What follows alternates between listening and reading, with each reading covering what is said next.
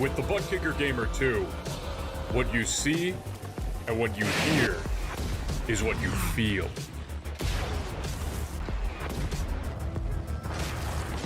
ButtKicker. The future is feeling.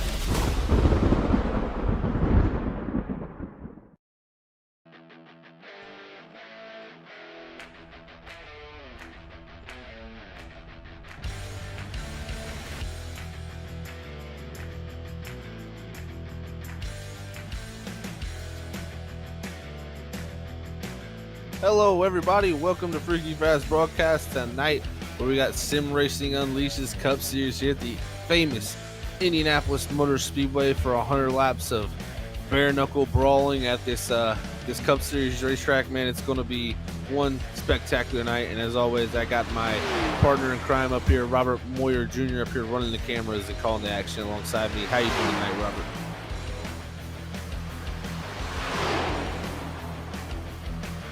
I am doing well, Zach. Well, we're off to Indy again here with Sim Racing Unleashed, man. This time not in the trucks, but in the Cup cars, as they are now starting their qualifying laps here tonight. As it looks like, Zach, right now we got Hunter and Yarrow up there in first and second. But what are we expecting to see out of these cars out here tonight? Well, definitely a lot of drafting. That draft's going to come into a big factor here tonight, I believe. You're going to see guys having a tough time getting away as being the leader. I know it's been a while since I ran a race here. It's been a couple months, but last time I was here, it was a little bit free off the corners, so it may be like that tonight. We've had a few updates since then, so it could be a little different. But I tell you what, that draft still is going to play a huge factor here tonight at the Indianapolis Motor Speedway. It's like I said, just breaking away from somebody is going to be harder said than done. You're going to see guys pulling left down the straightaway, doing the snake, as we call it, snaking down the straightaway to break that draft from the car behind, to not let them pull up beside you, because you know this track's really a one groove racetrack. That outside line, you can defend up there and hold someone down, but also if you go off in there too deep on the outside line, you'll go up into that third lane and there is no grip in that third lane. So it's gonna be tough to pass. But with the draft, I think you're going to see passing. So it's going to be one of them interesting nights to see. I think track position come down to a pretty big factor. Also strategy. This track is a fuel mileage racetrack. You got to be able to make the fuel mileage. I'm really unsure what the fuel would be here tonight. So most likely they're going to be doing a two-stop, I imagine, around this 2.5 mile super speedway, as you pretty much could call it. It's a really big racetrack with 4 different unique turns. And these guys are going to have a tough time getting around here, especially with cars in front of them. So we'll have to see how the guys navigate. We got a big old field here tonight too, Robert. So it is going to be awesome to see how these guys go around the famed Indianapolis Motor Speedway. As right now, we got Hunter Hayward up on top of the board with a pretty good time there of a 49.60. That's a good 800ths quicker than second place man Steven Stippian, and that was a great lap also by him to put himself up in that second place board, because he's got a considerable gap from there on back, as you got Joseph McWhorter there in third, Michael Yarrow fourth, Mark Whitley sitting in fifth. So that's your top 5 at the moment, as a few guys are still out here putting some qualifying laps together and just getting a few things fixed up, as we're going to get this thing kicked off here in a moment, as really they only got about 20 seconds left here in this qualifying. So I think that's pretty much going to be your starting grid here. But man, pretty cool race we got here. And also, yeah, got Ruben Phelps out there, Robert. Got our man, our New Zealand boy out there. Yeah, Burrs. Haven't seen him in a while, in a couple of weeks. It's good to see him back out on the action. Definitely is. All right. That is the end of qualifying there. That is correct. As we get ready to rock and roll here with Sim Racing Unleashed, we want to say thank you to everybody out there on YouTube and Facebook. You know what to do. Don't have to repeat myself, I don't think. I think we're good at that. I think everybody knows, hit that like, share, and follow button, you know, that fun stuff. But all right, here we go, Zach. We got the starting grid here tonight. Yes, we do. And starting up front in that 21 machine, that's going to be Hunter Hayward, bringing home the pole here tonight for SRU's Cup Series race at Indianapolis. Alongside him will be Steven Stimpian starting second. Third will go to Joseph McWhorter. Fourth is Michael Yarr in the 95 machine. Fifth goes to Mark Whitney. Sixth is Jason Anderson. Seventh goes to Dave Bush. Eighth is Brandon Hartwell. Ninth goes to Ruben Phelps. 10th is Rodrigo Loga. That's our top 10. 11th is Brandon Colley. 12th is Bradley Delph. 13th, Stephen Leffler. 14th, Braden Caress. 15th, Nicholas Lobe. 16th, David Neese. The one car of Todd Neese will be starting at 17th. 18th goes to Lane Doyle. 19th, Robbie Darnell. 20th is Gomez. 21st is Cedric Hunter. 22nd goes to AJ Brissett. 23rd goes to Buzz. 24th is Jason Adams. 25th is Ron Vincent. 26th goes to Robert Cheswick. And rounding out our 27 car field is Dylan Herbenton. I'll have to get that one right. As there we got 27 cars here tonight, Robert. Man, what a show we're about to see here with the SRU guys. Always a great night here on Sunday nights here at Freaky Fast. I'm excited to see how this one's going to be. It's going to be some great racing at a very historic racetrack. That is true, Zach. All right. We'll wait for these guys to get the final grid here. When iRacing says it's time to go, it's time to go, as they're waiting for that pace car to roll off. Yes, they are. We will get the action kicked off. I'm telling you what, this is going to be high intensity here. It's going to be tough to get away from each other. You're going to see big packs of cars. And at some point, I believe the lead pack will break away from it. They'll form little packs. But I don't think you're ever going to see the leader get too big of a lead here, especially before pit stops. As like I said, looking probably around somewhere around lap 33, 34 is when they'll be hit pit road. As it's going to be one heck of a race here tonight. As you see some guys warming up them tires, trying to get some heat in there around this 2.5 mile racetrack. As full tires can be a beast. So see how this all plays out as these guys pace around really the most historic racetrack we go to in NASCAR. This is a place where you want to win, man.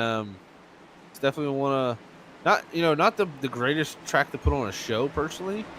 Just the way it is. I mean, it's a flat 2.5 mile high speed track. And these cars are not Indy cars, which is what this was designed for. But at the end of the day, you still want to be a driver that wins here in Indianapolis. It's one of the historic places in motorsports, and these drivers are going to be trying extremely hard to be able to get themselves in there and kiss them virtual bricks.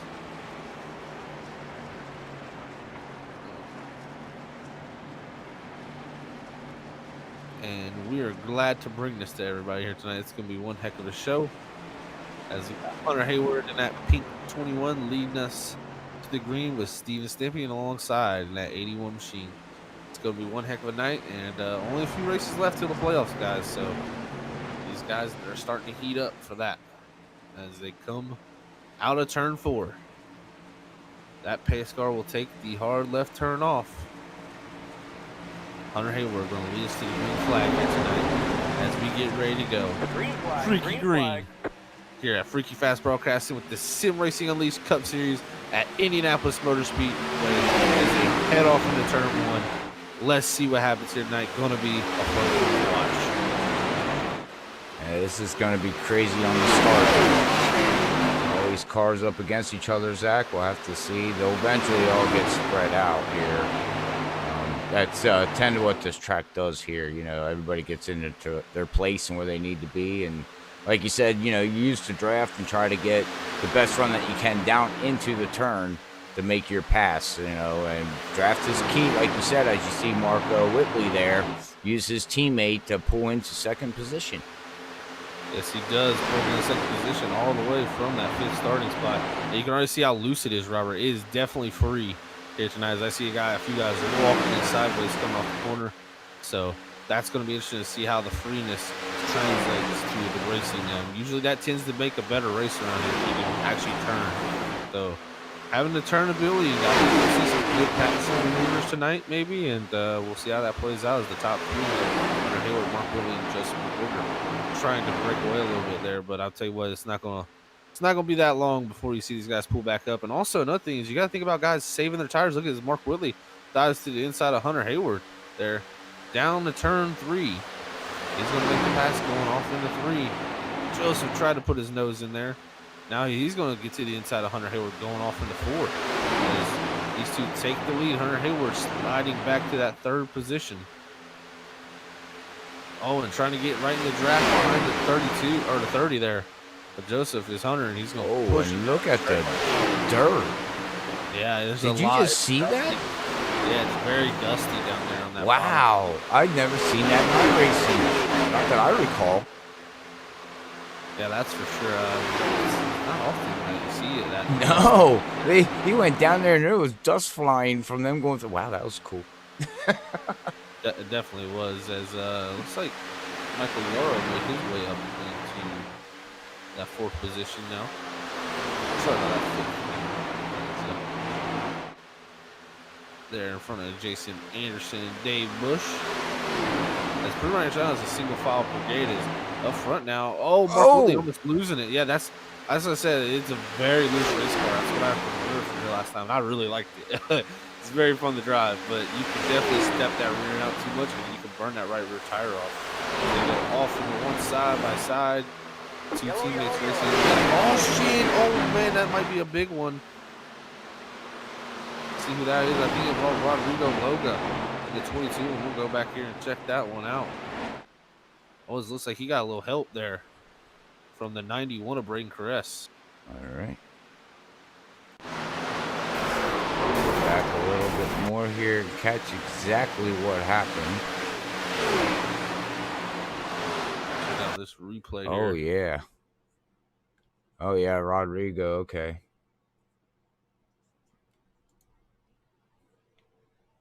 I don't know where Rodrigo. There he is. Let's go back here a little bit more. And sorry if I'm not following along perfectly. Somebody's having a little bit of an issue here. For some reason, I cannot connect to them, so I can't see them. But I'll try to follow along my best ability. Indianapolis Speedway 5 laps into this 100-lap event. Yeah, it looks like they are both just going for the same real estate, and Rodrigo came down a little bit. Caress was getting that run going into the corner, and the 14 of Bradley nowhere to go, just smashed right into Rodrigo by accident there. And that is it. Well, they do got a fast repair here, Zach. Yep. So I wasn't triggered on that yellow on my data for some reason. I'm not sure why. That's never fun. Now the big decision here is these guys got 4 sets of tires, so they got 3 in the pits. I don't think you pit here for sure. I don't think you can go and waste that set. If you come down now and get a set and throw away these 5-lap old tires, then that's just a waste in my opinion. I would come down, maybe get some fuel. That's the only thing, and you're going to see Hunter Hayward looks like he's going to lead him down. Maybe not. He's going to throw the fake there. There's not really a commitment line deal here. So, yeah, you're going to see these other guys come down. I think it's Collie there, Brandon Collie. I think you're going to come down for fuel here at this moment. That would be my big thing is, like, if you're back there far enough, get you some fuel. Don't take tires. Save the tires. And get you some fuel here in this race car, and you'll be able to go longer, and maybe you can catch yourself a caution. Yeah, I mean, why not? You got nothing. You got nothing to lose. It's all about saving tires here, because I would imagine they got to. You want to at least go what? At least 25 laps, at least on a set of Yeah, tires. At yeah. least anything Especially that less with than being that, 100 you're miles. yeah, a 100 Yeah, lap race, 25, 25, 25, 4 sets. That leaves yeah. you an extra set you might be able to use somewhere in between if we get an extra yellow, or save it towards the end if we get one of those. Yellows that we always seem to get.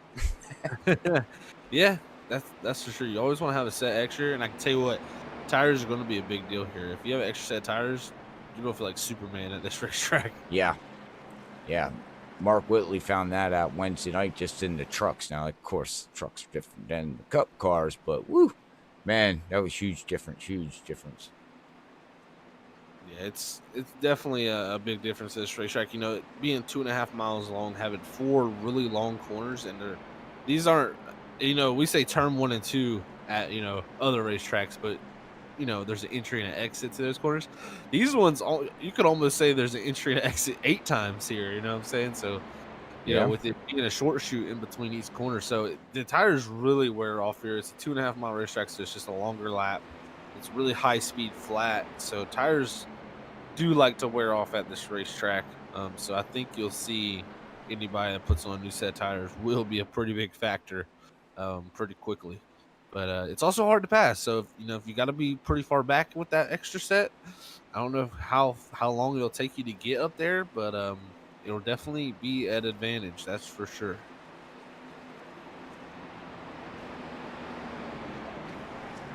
As these guys pace around here, looks like we're gonna already get them double file back up here, Robert. And we're going to bring this action back to the pinpoint moment here, and we're going to. This is going to be pretty cool to see. I mean, as the tires wear, that's what I'm interested in. You got Steven Stimpy there in fourth, always a great tire saver, in my opinion. One of the guys that really manages his tires well. I want to see how he manages here tonight with that. Also got his teammate Jason Anderson there behind him, and Michael Yaros. So all 3 of those guys really good tire management people, and I want to see how they can make that work.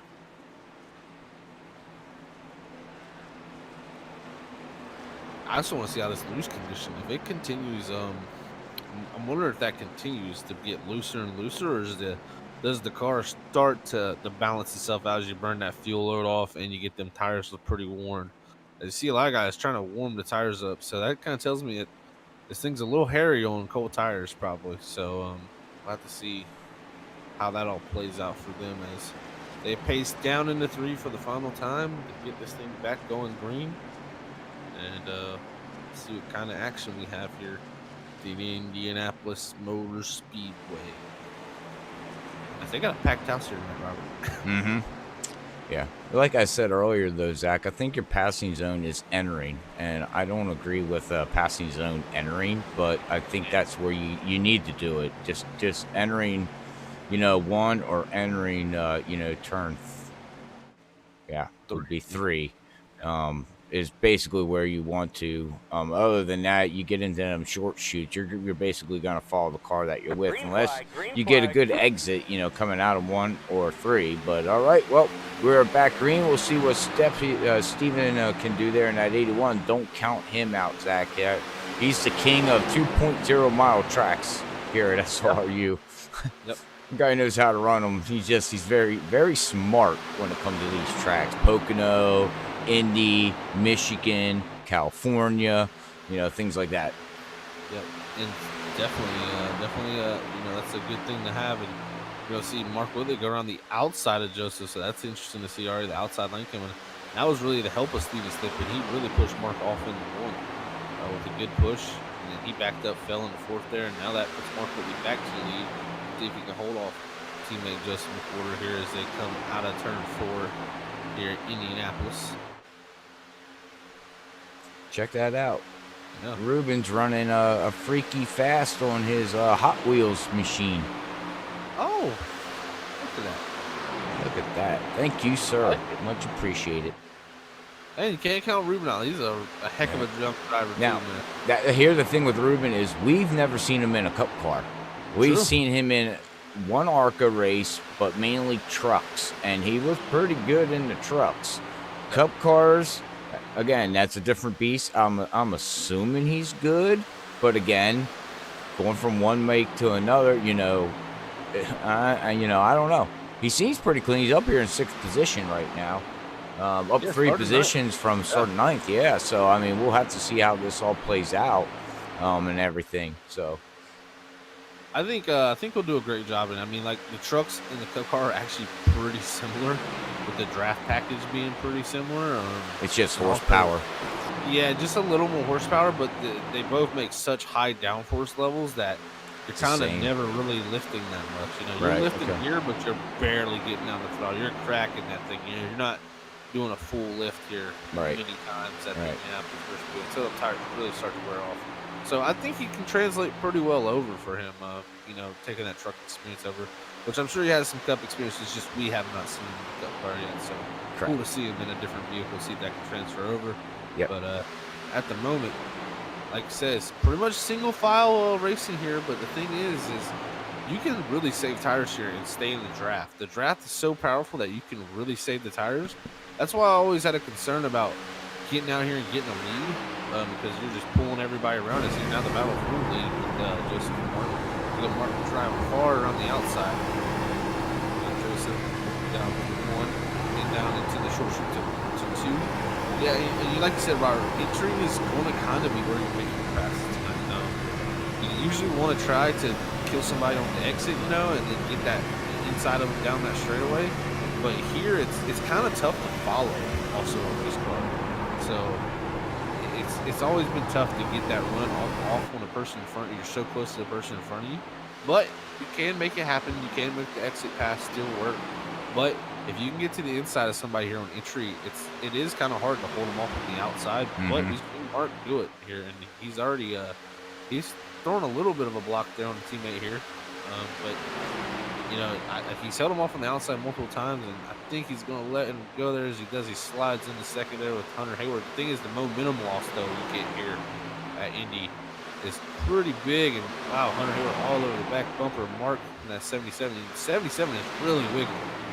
He's walking the dog. I was just ready to say, you notice he's really, really snappy loose coming out.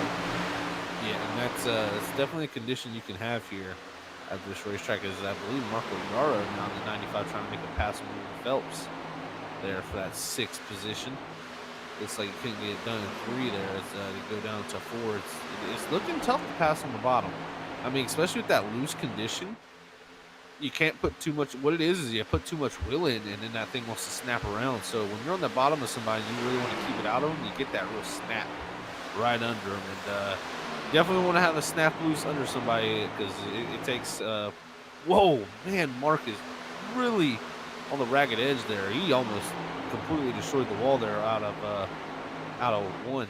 So got to be careful here early. It's only 13 laps in of this 100-lap race. You put some damage on that race car. They do have a fast spare, but if you put some damage on it, you're going to lose a lot of track position with that race car. That is correct. As we come back here and look at Brandon Hartwell in that 5, back here running in 13th position. He is down 4 positions as of right now, but this race is so early, 13 laps in it, over a 2-mile track. Takes a long time to get close to the end of this thing.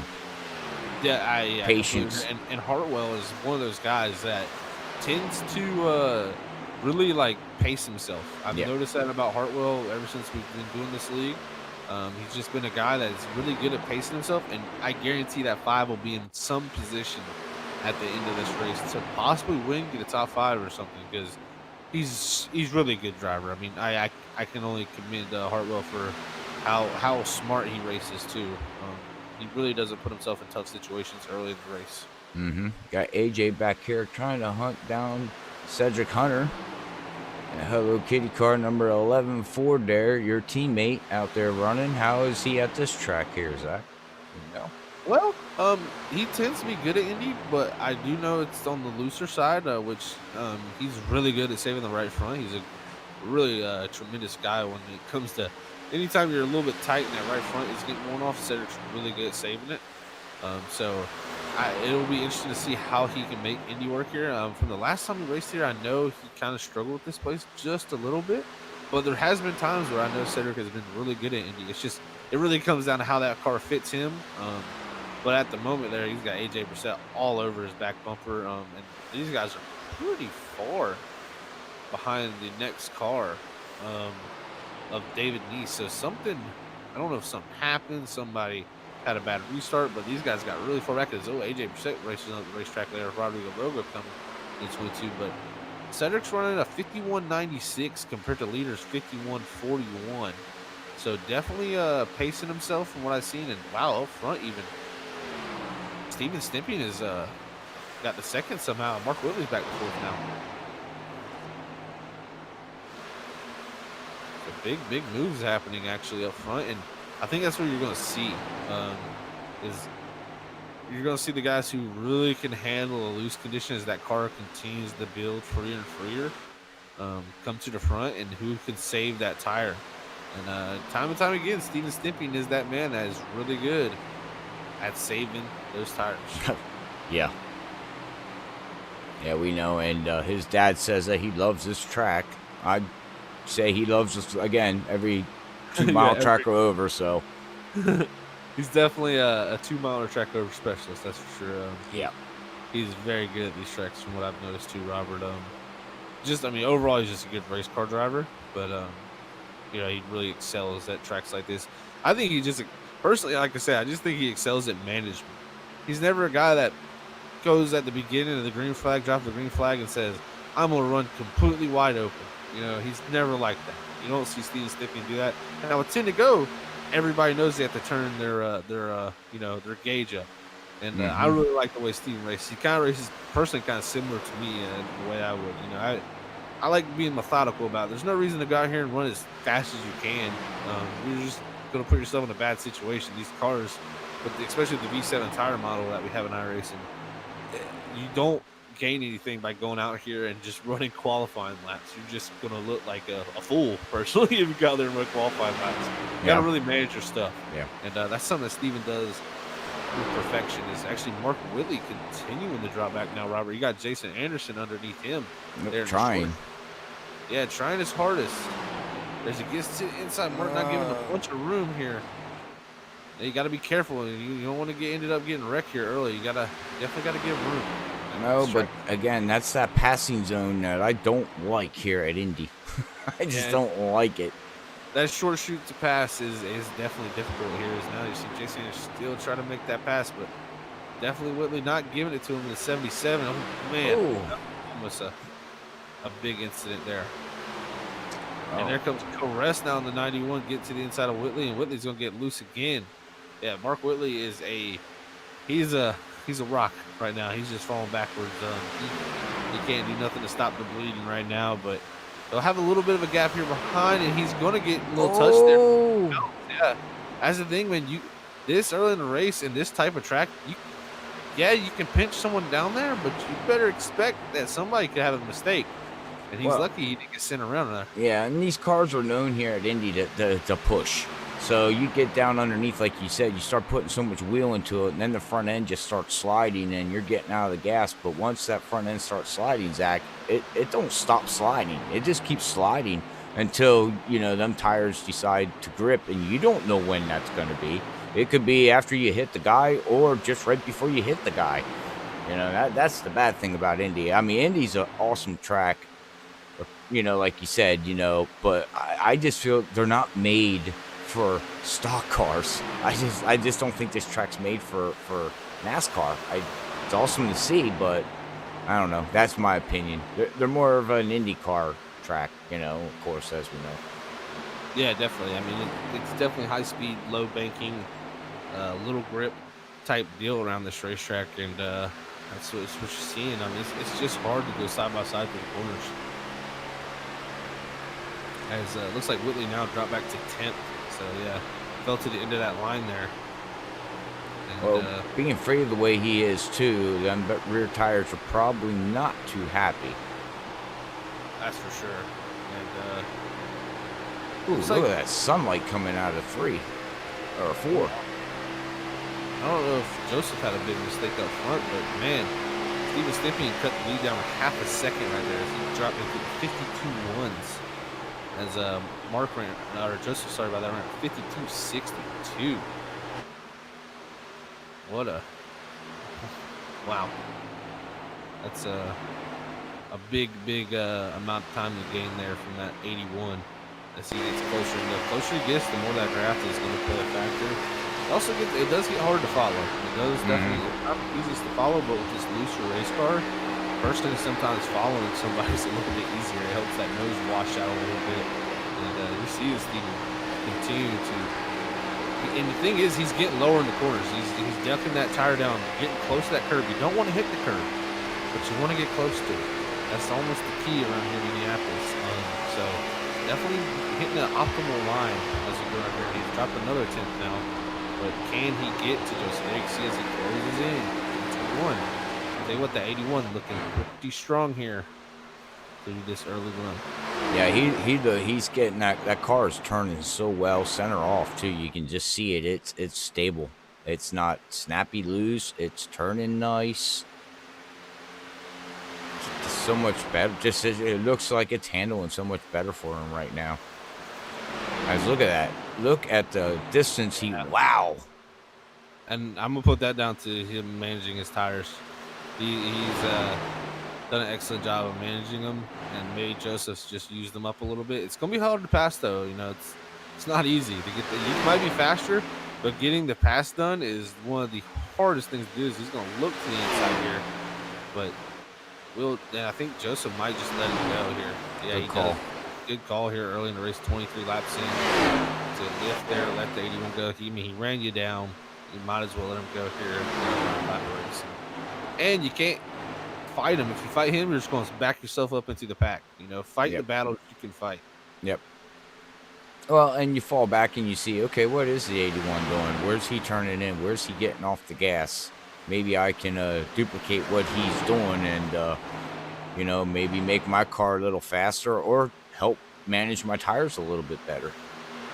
Definitely. And you can learn. Exactly. You can learn. I've learned a lot. Following someone is actually something definitely you can see where his strengths are, where your weaknesses are, and it's better than looking out your mirror and finding it out. I can tell you that. But yeah, I don't think Joseph's gonna let him get too far away. As I said, that draft is so strong, but we'll see his stint. Now he's got that air. Can he pull away? The thing is also that's gonna make that loose condition a little bit looser. So, and I imagine these cars will tighten up. You know, the more rubber they put down, the tighter the track's going to get. Also, the fact that he's going to look to the inside here down the back straightaway with that draft. Does Steven let him go? I think he does. So these guys are playing a little bit of leapfrog here, Robert. Cat and mouse. Yeah, there's like I said, there's no reason 24 laps in this race to battle someone side by side down to the corner. Especially, you're just going to make both of you lose time. When you go through the corners side by side at Indy, you're losing time both of you. So they want to keep that gap to Hunter Hayward there in that 21 and that 95. Also behind that is, gotta say, he's coming pretty quickly too. He's going at 52.21. So our leader's 52.45. So 2/10 quicker for that 95 right now as he closes in a little bit. Now I'm looking at the track temperature. It's 77 degrees. Down in turn 1 and 2, it's got a lot of shade down there, Zach. So as a driver, what's the difference from 3 and 4 with all this sun coming down on this track, heating it up, and 1 and 2 and 3, 1 and 2 are a little cooler with the shade and the time of day here. When you see that shade come, you can drive it down a little bit deeper. There's gonna be a little more grip there. That's always a nice thing to have. And then down the other side, it's going to be a little bit slicker and not as much grip overall on all 4 tires. So you see right here, the grandstand really puts a big shadow over with the time of day it is.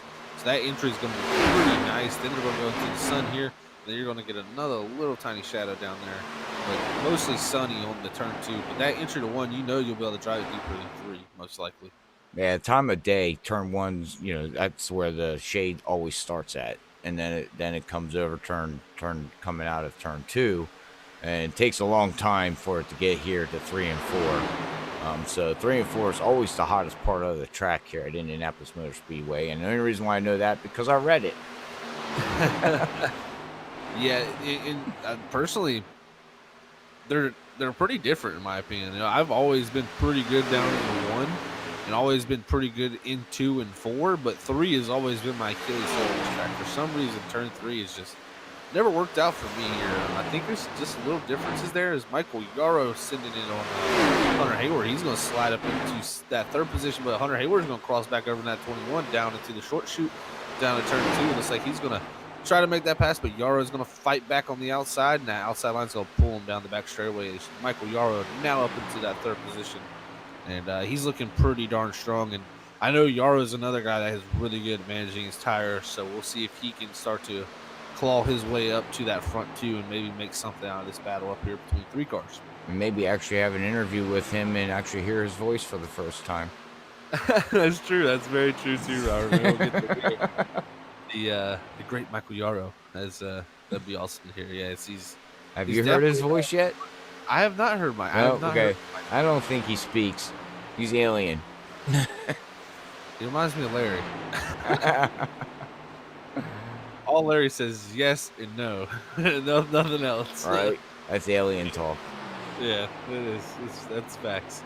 But yeah, once Joseph was able to get back in front of Steven, he's kind of held him off here. Now, like I said, now it'll be interesting to see can Yarrow make lap time up on them. But these two aren't battling, so that's definitely gonna be helpful for these front 2 to be able to keep that lead. Oh, it looks like Cedric Hunter got some kind of damage there, Zach. Oh, does he? Left front is a little crinky uppy. Yeah, it is. Yeah, and that's definitely not helping this race track. You don't want damage in Indianapolis. So this place is, you want as much downforce and grip as you can have, and also as much aero efficiency. So definitely not helping the Hello Kitty cars cause out here, running in 16th position tonight. As you can start pretty far back, but just not the greatest lap times. I think Cedric Sider's struggling. I know Cedric's saying. Sorry, didn't mean to interrupt you, but Brandon Caress just almost crushed the wall. He just caressed the wall. I just want to give him a little caress. Yeah, he came out of 2, and that thing just slid. I mean, it didn't turn for him. Yeah, and I think most of these guys now are fighting a tight loose. You know, the front tires start to wear out, and they're pretty much just dead. And you're turning the wheel, and it's going 4-wheel drifting. That drives me nuts. It's a very tough condition to deal with. It definitely is. As right now, looking at leaders and Michael Yarrow have kind of evened out. You know, really 52-50s up front.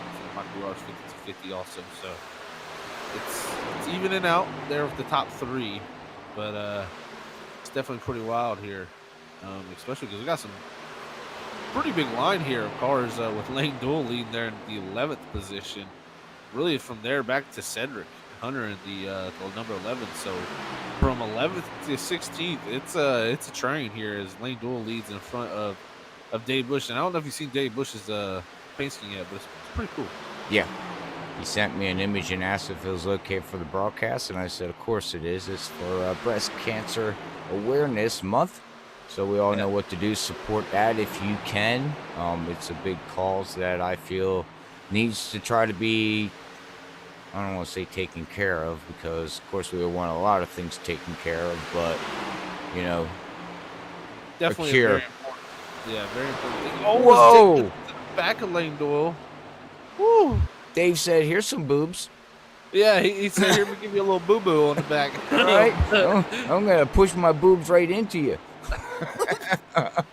Sorry. Let's get off the boob. Okay. Anyways, we all know what to do. Go check out Breast Cancer Awareness, you know, on Facebook and support it if you can. Definitely so. Pit windows, Steve. I'd say it's opening pretty soon here. Yeah, I mean, 34 is when you're gonna see guys most likely pitting. This group of cars is scaring me. Dave is getting a great run entering, but he can't hold it because he's got to get out of the gas. Yeah, he is charging these corners right now. You see Collie there, Brandon Collie there ahead of him. He's behind Lane Doyle at 32. And these guys are just all on top of each other. Well, Oh, it was close to the back bumpers. oh my goodness, Dave, you're scaring us.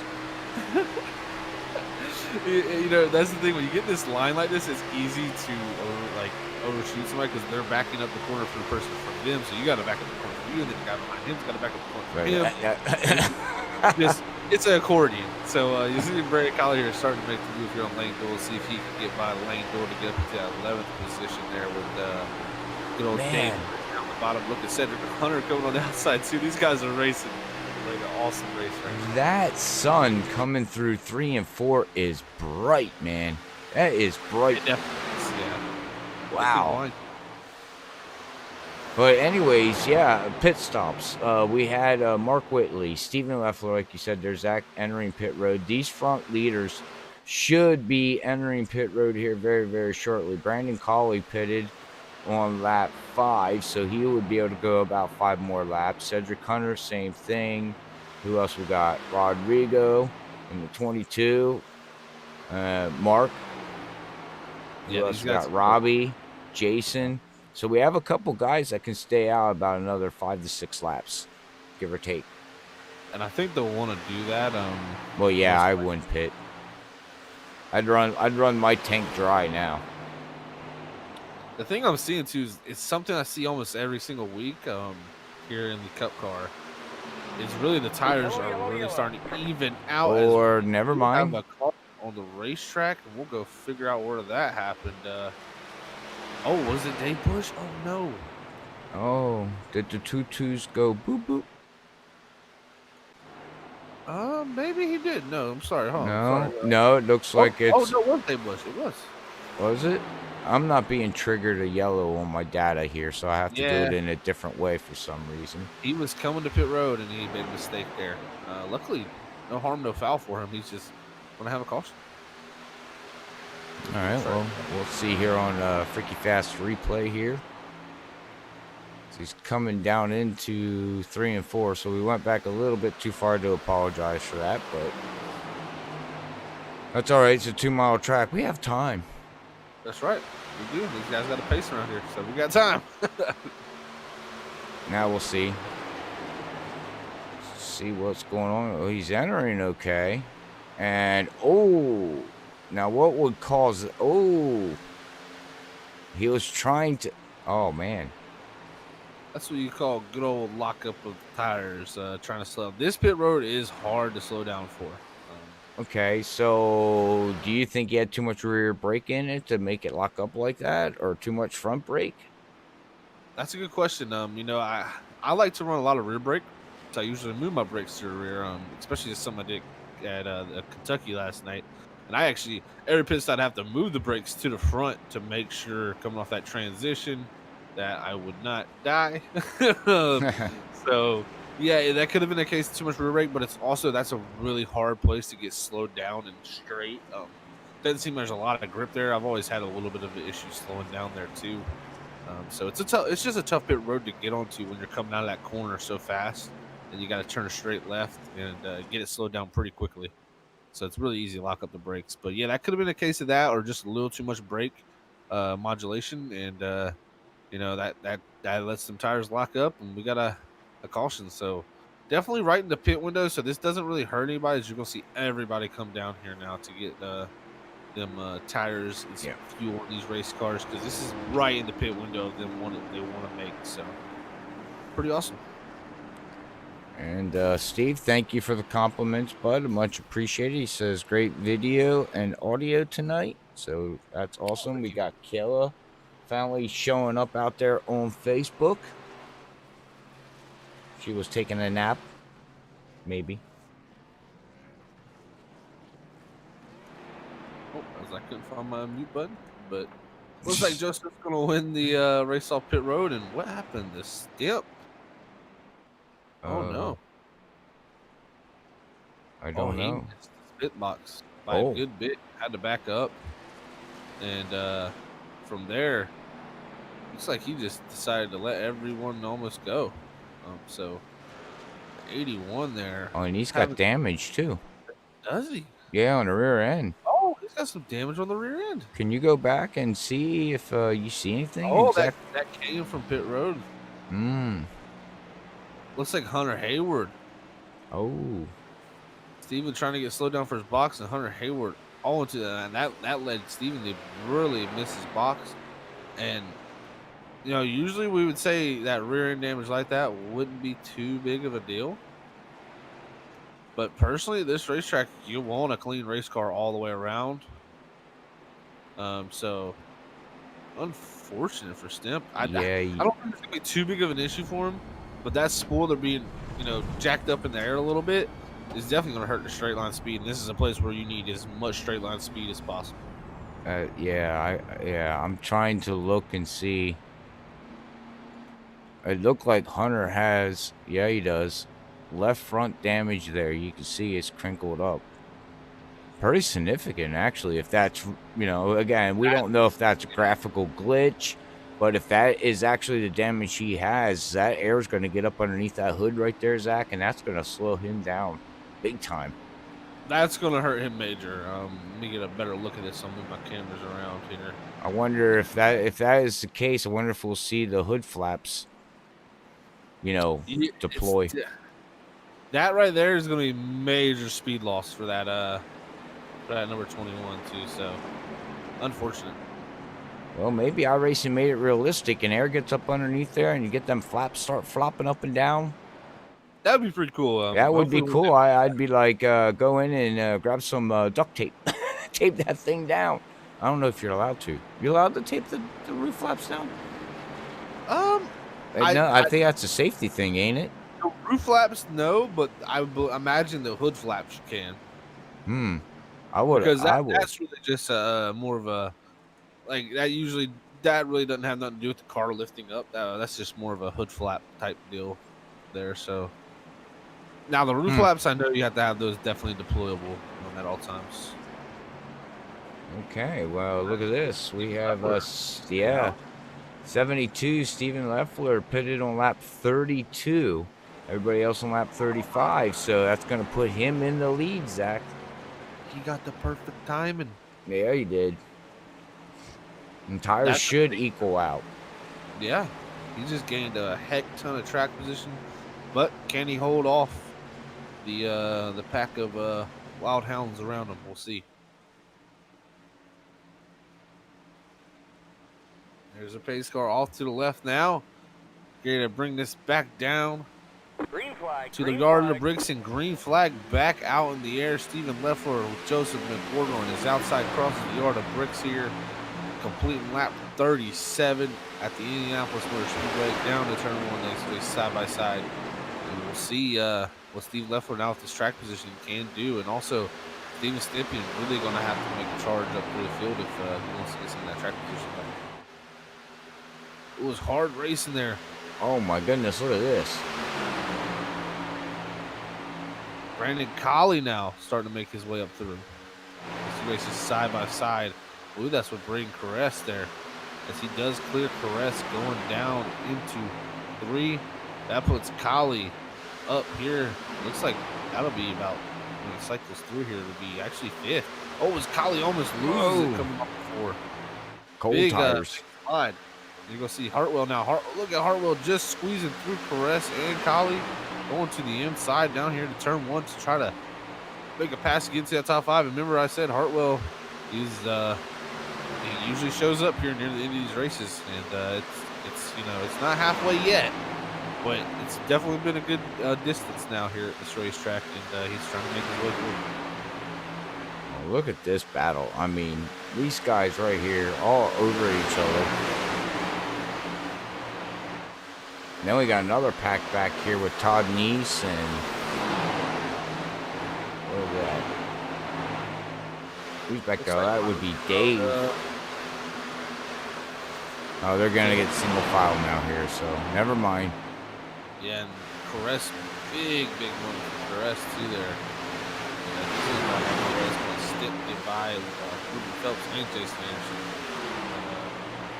We'll see how that damage affects Steven. I know it's not going to help him, but definitely it could have been worse. If it's on the front end, it's a lot worse. But this track can have some weird effects with rear end damage. Now, Collie holding on to that 6th position ahead of Lane Doyle there. Behind Brandon Hartwell in the 5. Stephen Leffler also holding on the 4th still, so great call by him to pit that lap and catch that caution. So he has got all that track position. There's Jason Anderson to the inside Lane Doyle. Almost makes a stick, and Lane Doyle, big wiggle. Oh, he's still saving it. Save it. Bob Ross just painted a picture. That sure you did.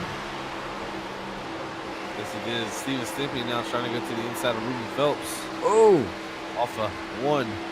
Here they go down into 2. Steven Stimpy going to make that pass. Does he slide up the racetrack holder there, Stimp? Looks like he will clear and will be moved up into that 9th position as he's trying to make that rebound. But can Ruben get back to the inside? Ruben will. Going off into 3. Great racing between these guys. Step on the outside, going out of 3, down to 4 with the short shoot.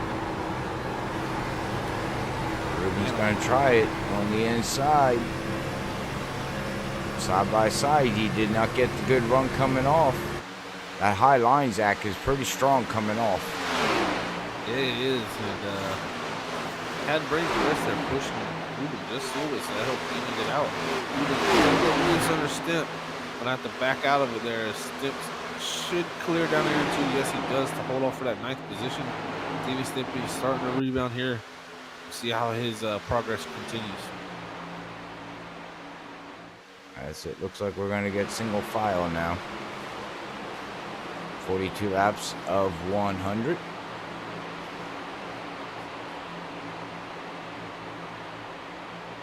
And Joseph out to a 1.6 second lead.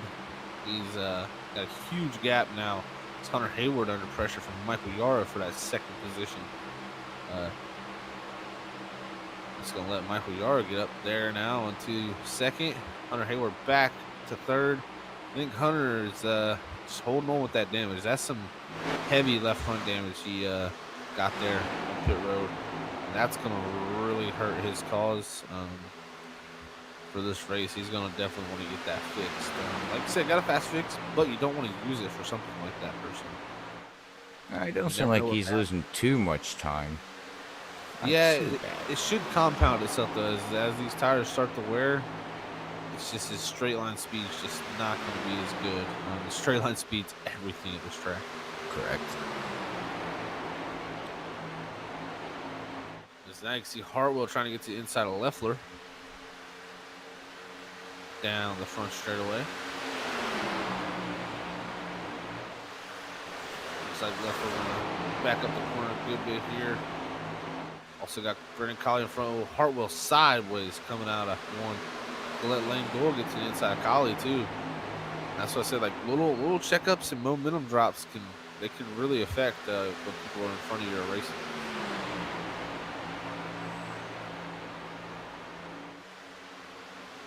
We got a fantastic race here going on at Indianapolis. These guys are going at it. Having a good time up here in the booth, Robert. We are. Thank you, everybody out there on YouTube and Facebook for watching along here at Freaky Fast Broadcasting. We do much appreciate it. Hopefully, everybody's enjoying the show here with Sim Racing Unleashed at Indianapolis Speedway, round number 11, with Zach Hall in the booth with Robert A. Moyer Jr. Sir, as Hartwell makes the pass on Hayward, that puts him up to 3rd. Hartwell's making his charge up now. He's definitely putting the pressure on his. Continue to get deeper into this race. Jason Anderson racing with Lane Doyle. That was close between them back there for the 7th position. Jason's gonna lose a lot of speed off of 2, and that's gonna let Stevie Stimpy in by, and possibly even Ruben Phelps. He does. And possibly Grant Cress off this corner. So, yeah, you see a little loss of momentum here when there's a train of cars, and that's what happens. It's like Talladega. That's for sure, man. You can't, any little lift, you see it. You definitely see it.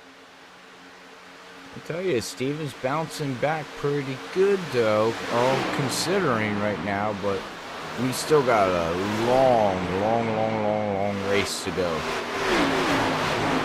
That we do. Here in Indianapolis. Stepping, getting to the inside. And Doyle. Side by side down this long back straightaway. You feel like you're on it forever when you're physically driving here. And I definitely could. I feel like Stim's car is hurting straight line because every time we go on the straightaways, it seems like he definitely doesn't have the same drive like you would want to be able to make this passes. But he's doing a great job through the corners to make up that difference. It's getting a little push here from Ruben Phelps.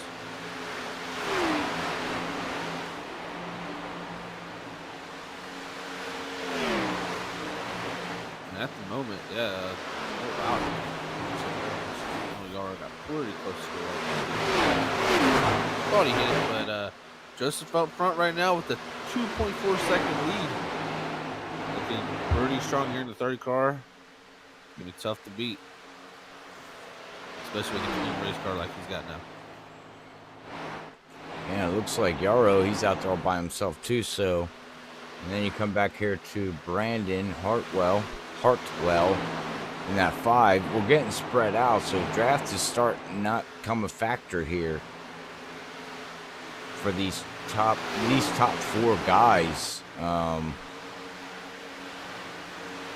from what I'm seeing here tonight so far, Zach, I don't think draft really matters. I mean, I guess it does a little bit, but seems like these cars just all balance themselves out, and where you're at is where you're at. As we do watch Brandon Colley in that 2 try to get underneath Steven Leffler, but that didn't work, and now he's getting pushed by Stemp. Yeah, this is there now. He got Stemp to the back bumper of Colley. Call it Steven Leffler now here for the top 5. Stemp gonna look to the inside of Colley. I think Colley's gonna run here on Steven Leffler. Yes, he does. Well, Stemp didn't help him, though. Yeah, I think oh, go to the Ruben's going to try to help.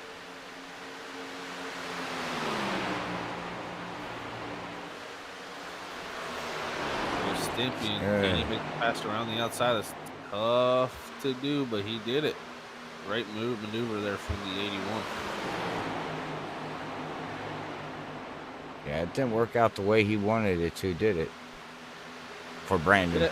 Yeah, he didn't, but he's still sitting in a good position. Better than he was running earlier in the race. He's looking pretty decent right now. Is he still our points leader?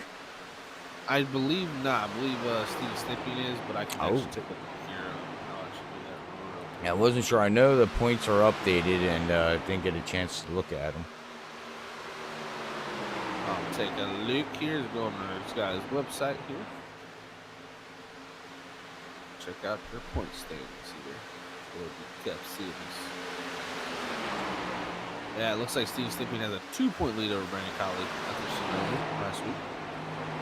Steven Leffler in the 3rd position, only 19 back from leader Steve Stimping. Braden Caress, 33 back in 4th, and Brandon Hartwell, 35 back in 5th.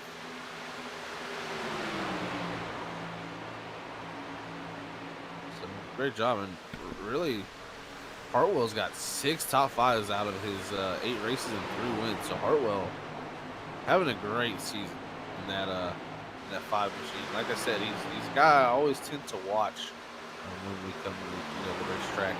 It just seems like he gets better and better as the race goes on. Mm-hmm. And, he's up to 3rd now.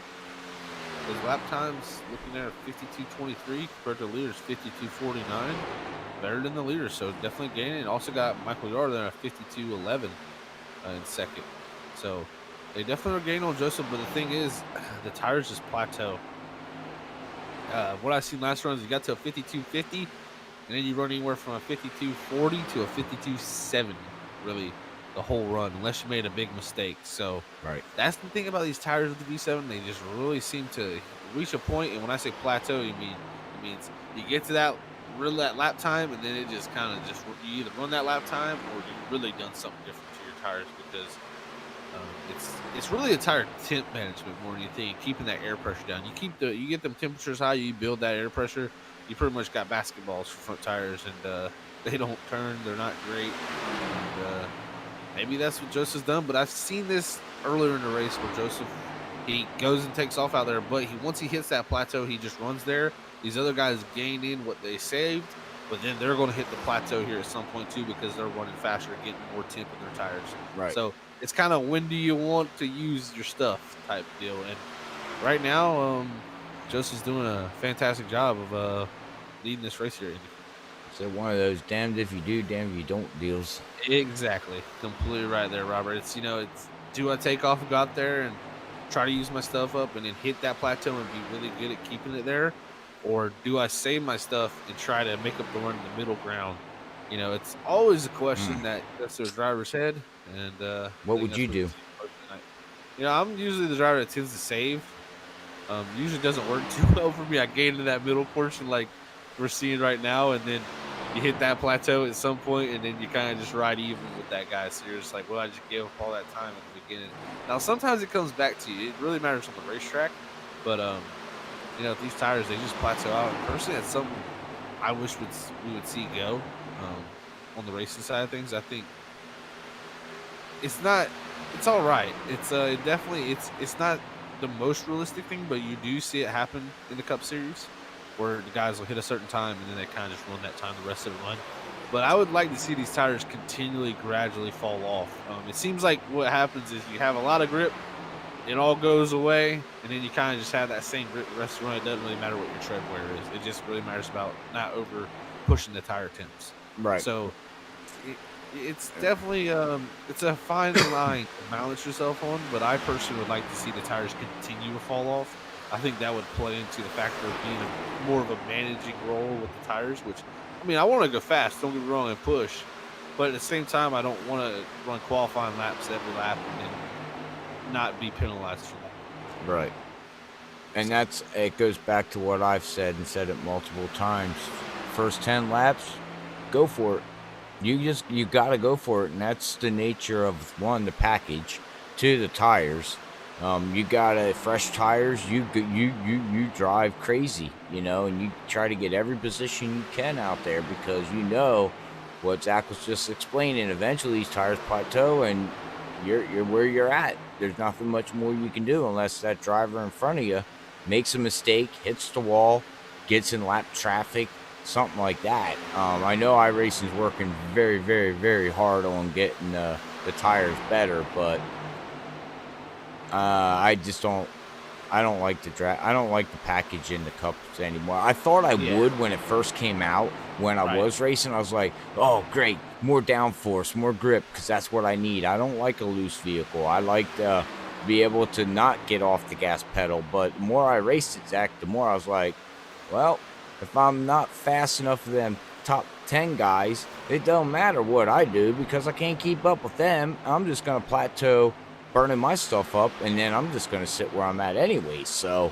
it's like I can't win and I can't lose, and that's not racing to me. Yeah, it's definitely not. And what we see here too is Joseph running 52 this last time by.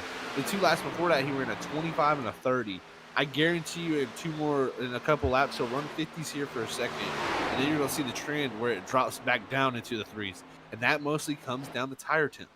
This model, it's really all about the temperature. You're going to see times go from one point. You're going to run slower lap times, and then all of a sudden it feels like all of a sudden the grip comes back to you. Run too fast laps.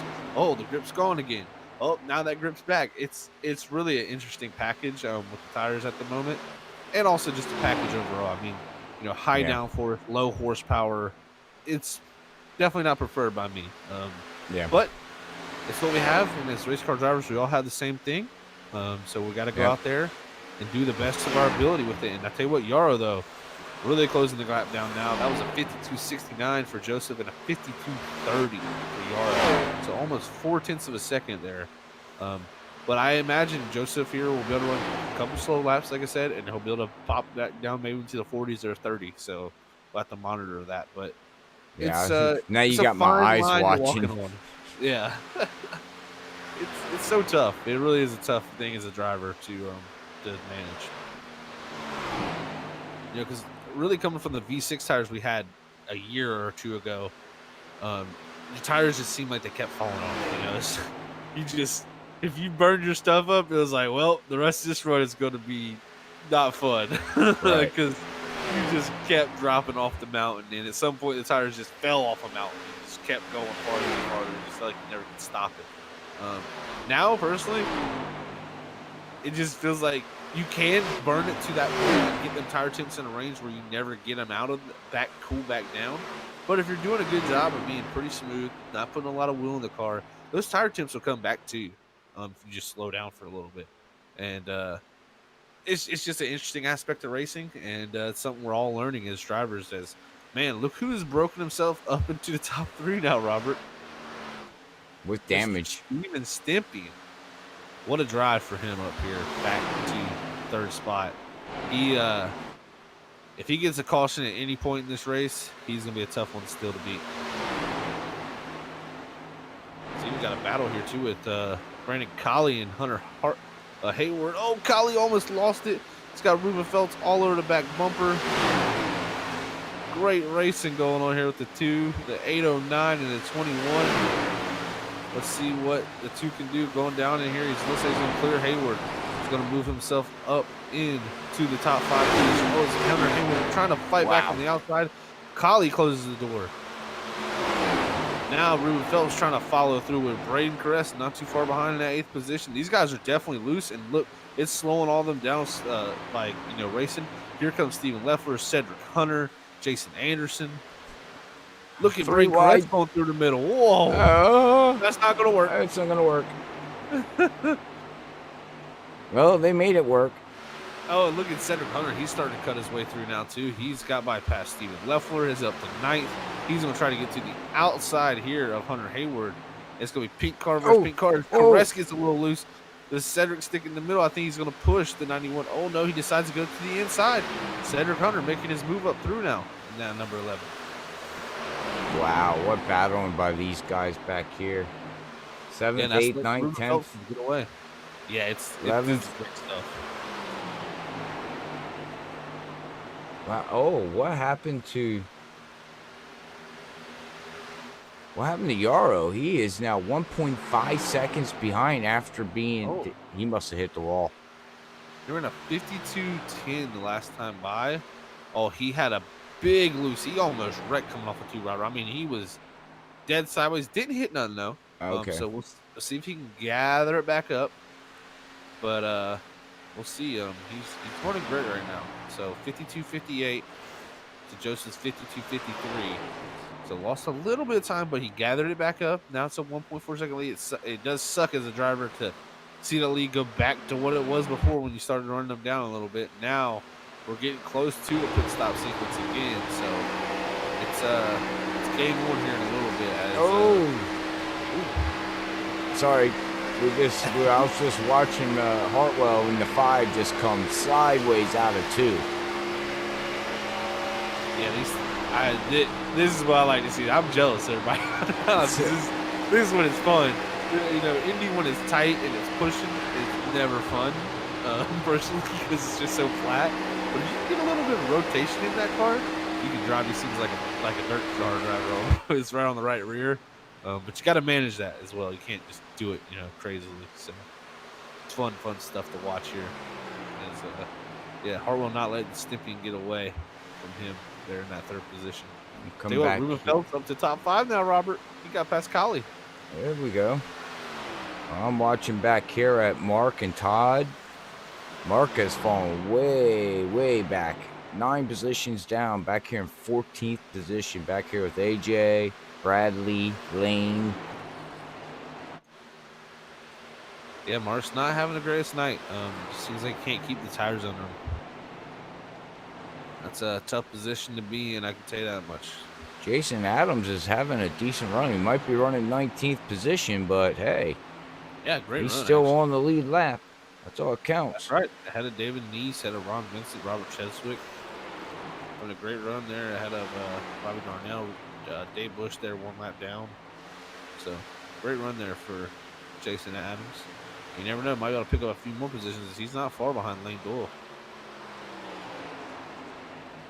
Haven't talked about Ron here tonight. I don't know if you know who Ron is, but Ron is actually the Sim Racing Unleashed owner.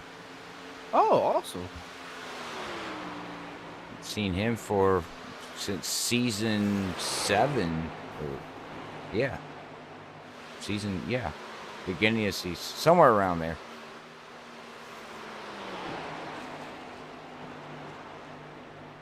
Heck yeah, well, awesome stuff to see. The owner back out here.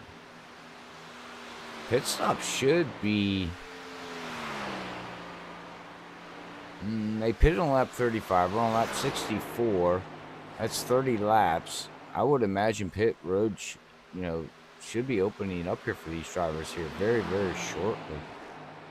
I think once we hit 66, you're going to see people start pitting. Yeah. That's when the window opens. I don't know if you want to pit then, but the thing is, if you pit now and the caution comes out immediately, you get the Steven Leffler effect where you get some track position.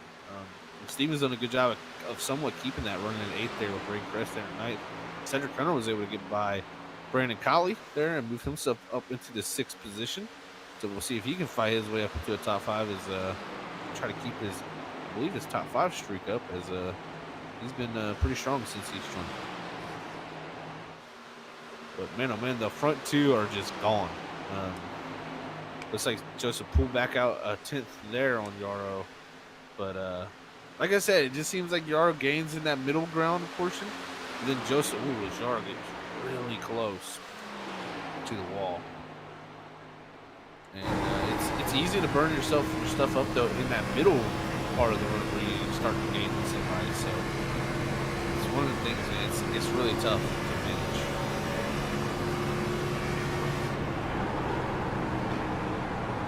But now, looks like Steven's starting to break away a little bit from Hartwell. Not too far, only half a second for that 80. But he's definitely put himself in that 3rd position pretty strong.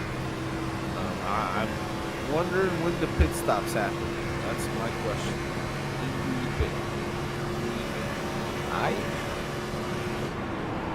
I'm just watching Yarrow here. I just think he's got the fastest car out there, as long as he doesn't, wreck it or get loose.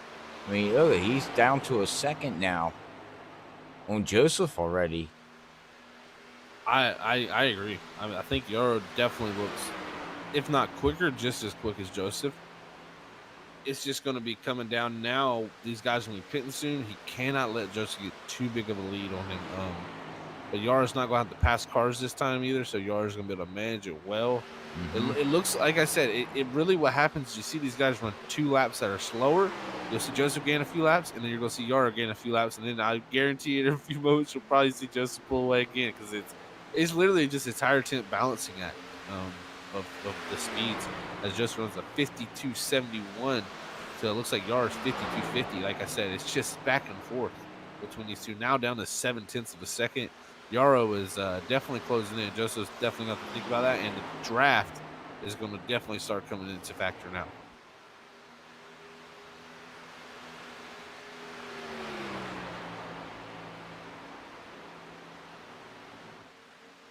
And it looks like some guys are pitting here too, and we're going to go into a pit sequence, and after we go through our pits here, or before we go to our pits here, actually, sorry, we'll go through our wonderful sponsors here at Freaky Fast and Sim Racing Unleashed. We want to give a shout out to the American Hero Hunt, a proud sponsor here at Sim Racing Unleashed. American Hero Hunt is a non-profit 501c3 organization that gets veterans and first responders into the outdoors. Free hunting, fishing, and camping adventures that are therapeutic, educational, and rewarding. All to give back to the heroes that have sacrificed so much for this great nation. Find hunt entries and more information about American Hero Hunt at facebook.com/American Hero Hunt. And so check out American Hero Hunt, one of the proud sponsors here at Sim Racing Unleashed, a great sponsor that we love to bring up, of course, here. And also got to give a shout out to Budget Sim Boxes.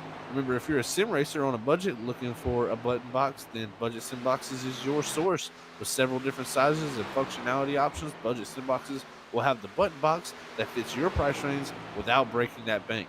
Budget Sim Boxes is your source of high quality button boxes at an affordable price. Remember, you can find them on Facebook by searching Budget Sim Boxes or looking for them in the Facebook iRacing Flea Market. So check out Budget Sim Boxes here, and that is Stephen Leffler's company in the number 72. So great stuff, and I gotta say they are very nice button boxes. Actually, as Michael Yarrow is starting to close up to Joseph here, and great button boxes. So check out Budget Sim Boxes there. A great sponsor here at Sim Racing Unleashed. We also want to give a shout out to our sponsors here, Freaky Fast Broadcasting, and keep the lights on for us, Rocket Racing Setups. Remember, Rocket Racing Setups is your one-stop shop for all your iRacing setup needs. They've been dominating the dirt since 2017, and after a short break, they have rebuilt and are ready to rocket their customers back to the front of the pack in 2020. They're producing dirt oval, asphalt oval, road, pro trucks, rallycross, and currently have multiple builders working on setup packs, booklets, and coaching dresses, and much more. Remember, you can check out Rocket Racing Setups at www.rocketracingsetups.com. And remember, you can use promo code for 10% off at rocketracingsetups.com. Is DLAM09. So remember, that is DLAM09 for 10% off all your iRacing open setup needs. Also, we cannot forget about the ButtKicker Gamer 2. Feel what you have been missing. Remember, every gamer deserves a truly immersive experience. The ButtKicker Gamer 2 lets you feel every detail, from the subtle footsteps to the rumble of a V10-powered race car, from ambient environmental effects to the power of a nearby explosion. By moving a physical mass instead of only air, the Gamer 2 provides instant, accurate, powerful base response, and it's perfectly synced with every game with no additional software required. Remember to go check out ButtKicker and their Gamer 2 product. They're at ButtKicker.com, a proud sponsor here at Freaky Fast Broadcasting as we near the pit stop sequence, Robert. And look at this. Half a second was down to 3/10. Closing in here for the battle for this win as we near these pit stops. Who blinks first and pits?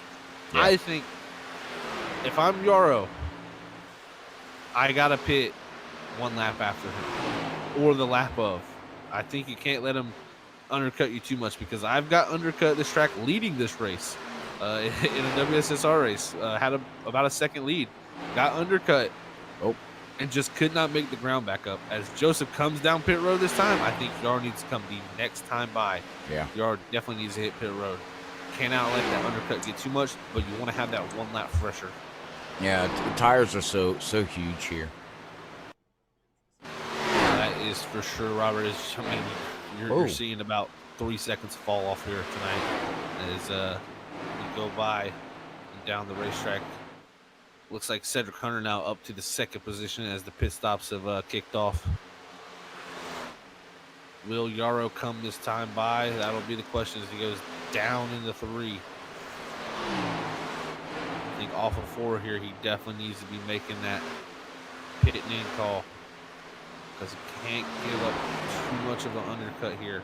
I think he's smart enough to know. Yep, here he comes. Can't speed though either. Remember, I said it's a very hard pit road to get on. He gets it slowed down. Good stop there for Yarrow. He gets it slowed down to pit speed. We'll see the gap when they come back. Looks like Cedric Hunter stays out for another lap. Will he lead this lap? I think he will. Yes, Cedric Hunter to the lead. Ruben Phelps second, Brandon Colley in third. And yeah, now it is all down to where this 95 comes out in relation. Oh, is he too far right? No, okay, he's not, but he is really far right. Yeah, I'm looking at Joseph's pit stop was a 14.92. That's a decent pit stop. Let's see what Yarrow does here. Yarrow coming out of his box here. Don't speed. Oh, 15.08. So, yeah, it's going to be a sizable gap here.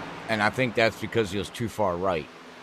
Exactly. He was definitely super far right. Cannot try to get too much here. As under 30 to go here at Indianapolis. It's going to come down to now. Can Yarrow make that gap back up? Going to be tough. That's a pretty sizable gap, and that's what I was saying. You can't let him get too big of a gap. We're going to have one lap fresher now. but at some point you hit that plateau, as we've always talked about here tonight. Joseph has made a mistake. He is coming back down pit road. Did he speed? No, He sped. he I'm gonna have to go back and check that. I don't know if he had a commitment line or not a commitment line, but an exiting line. I Yeah. don't think he did. Nah, unless he stuck the tires over. No, he had to speed. Oh man, that's a mistake Joseph made here before. Man, oh man, Ouch. that's a hurt. That hurts. Yeah, and he's gonna have to come back down pit road and serve this penalty. That's gonna put it all into Michael Yaro's hands now, as he's ahead of Steven Stimpy in here, as they run in the 5th and 6th position at the moment, with Brandon Colley out front and Cedric Hunter second. But it looks like those guys have actually pitted now, so it should all cycle back around. Michael Yaro being the leader of this race. This is interesting now. Wow. Yeah, that was a huge mistake on Joseph's part. Oh, Huge. we don't talk about it much, Zach. You can win it on pit road, and you can lose it on pit road. Oh, those are facts, Robert. Those are the cruelest words ever. Is pit road and speeding penalty, man. It can ruin your night, and unfortunately for Joseph, He needs he's a yellow. going to need a caution. He's going to need a caution at this point. And at that point, still, he's going to be pretty far back. He's in the 22nd position now. He'd have to drive through the field and catch this 95, which would be a pretty difficult task, I would say. But this race ain't over yet, man. No. I mean, I've seen crazier things. Yaro back to the lead. Steven Stimpy now into the 2nd position. Can Steven Stimpy keep up with Yaro? I know he pitted a few laps, earlier. This is going to be 2-lap interesting. difference. Yeah, 2-lap difference. He made up a good bit of ground, but it's going to be tough to hold those 2-lap fresher tires. And I think Yaro knows that. He's going to sit here and not try to burn his stuff up for sure. Well, they're teammates too. That's very true. Yeah, Stephen Leffler now getting passed for that 3rd position by Moran and Hartwell. Move him up in the 4th. He pitted on lap 65. Jason Anderson lap 65. Mark Whitley on lap 65. So you're looking at 7-lap difference on tires, and that's huge at Indy. Yeah, I mean, that is, you just, people out there that are watching this don't realize how huge that is. I mean, it's huge. I said it probably about 8 times. I'm going to say huge again. H-U-G-E. Huge. There you go. All right, hashtag huge. Huge difference, that's for sure. I personally, Stephen Leffler and all the guys at Pivotal 65, I like that strategy, though. Not going to lie, because if in 20 laps, those other guys are going to be hitting the plateau.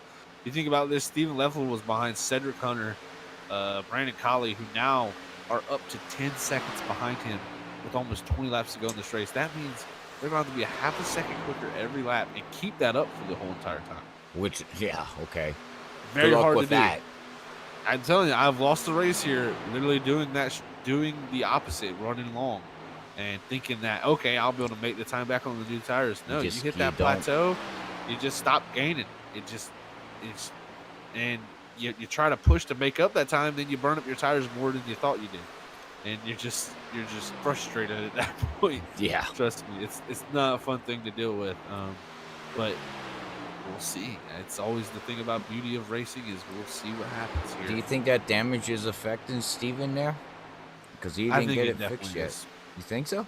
I think that damage is not. It's not like it's not a major issue, but I definitely feel like it's hurting his straight line speed. Yellow flag is out. Oh, and the yellow is out. No way. AJ was involved. That one was triggered. Oh, Ooh, now. Uh-oh. Let's go back on the replay real quick, Zach, here. Let's see what happened with that 55. Oh, he just gets loose. He's drifting it. Oh, he saved it that time. But he really heated up them rear tires. And he's drifting it again, and the tires just basically gave up on him. And, yep, snap into the wall. And around he went on the backstretch, and, oh, into the wall again. Oh, Joseph just missed that. Yeah, barely missed that. Big moment in front of him. Well, that gives him a shot now. Now the question is, pit strategy. Most of these guys got one set of tires left. I was going to say, you got a set of tires, some of them, correct? Yeah, the thing is, some of these guys waited really long to pit too. So if the other guys ahead of them don't pit, they're kind of sitting in a pretty good position now because it's going to, pull that gap back up. But I think if people come to pit road, you have to pit. You just got to.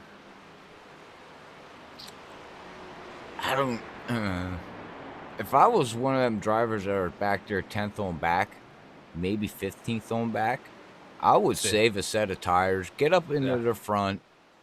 Yeah, you're on older tires, but again, we are 21. It's going to be 20 laps to go. This is going to get heated up. And if you don't get involved into another wreck, you might be looking like the hero when everything happens. If we do get another yellow or two, go in and get your tires.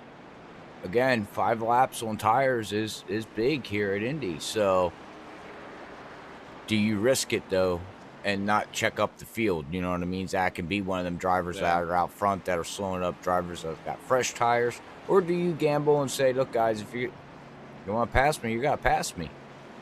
But it's hard because we're all going to be bottlenecked up, with each other. What do we got going on here? Man, a lot of different strategy.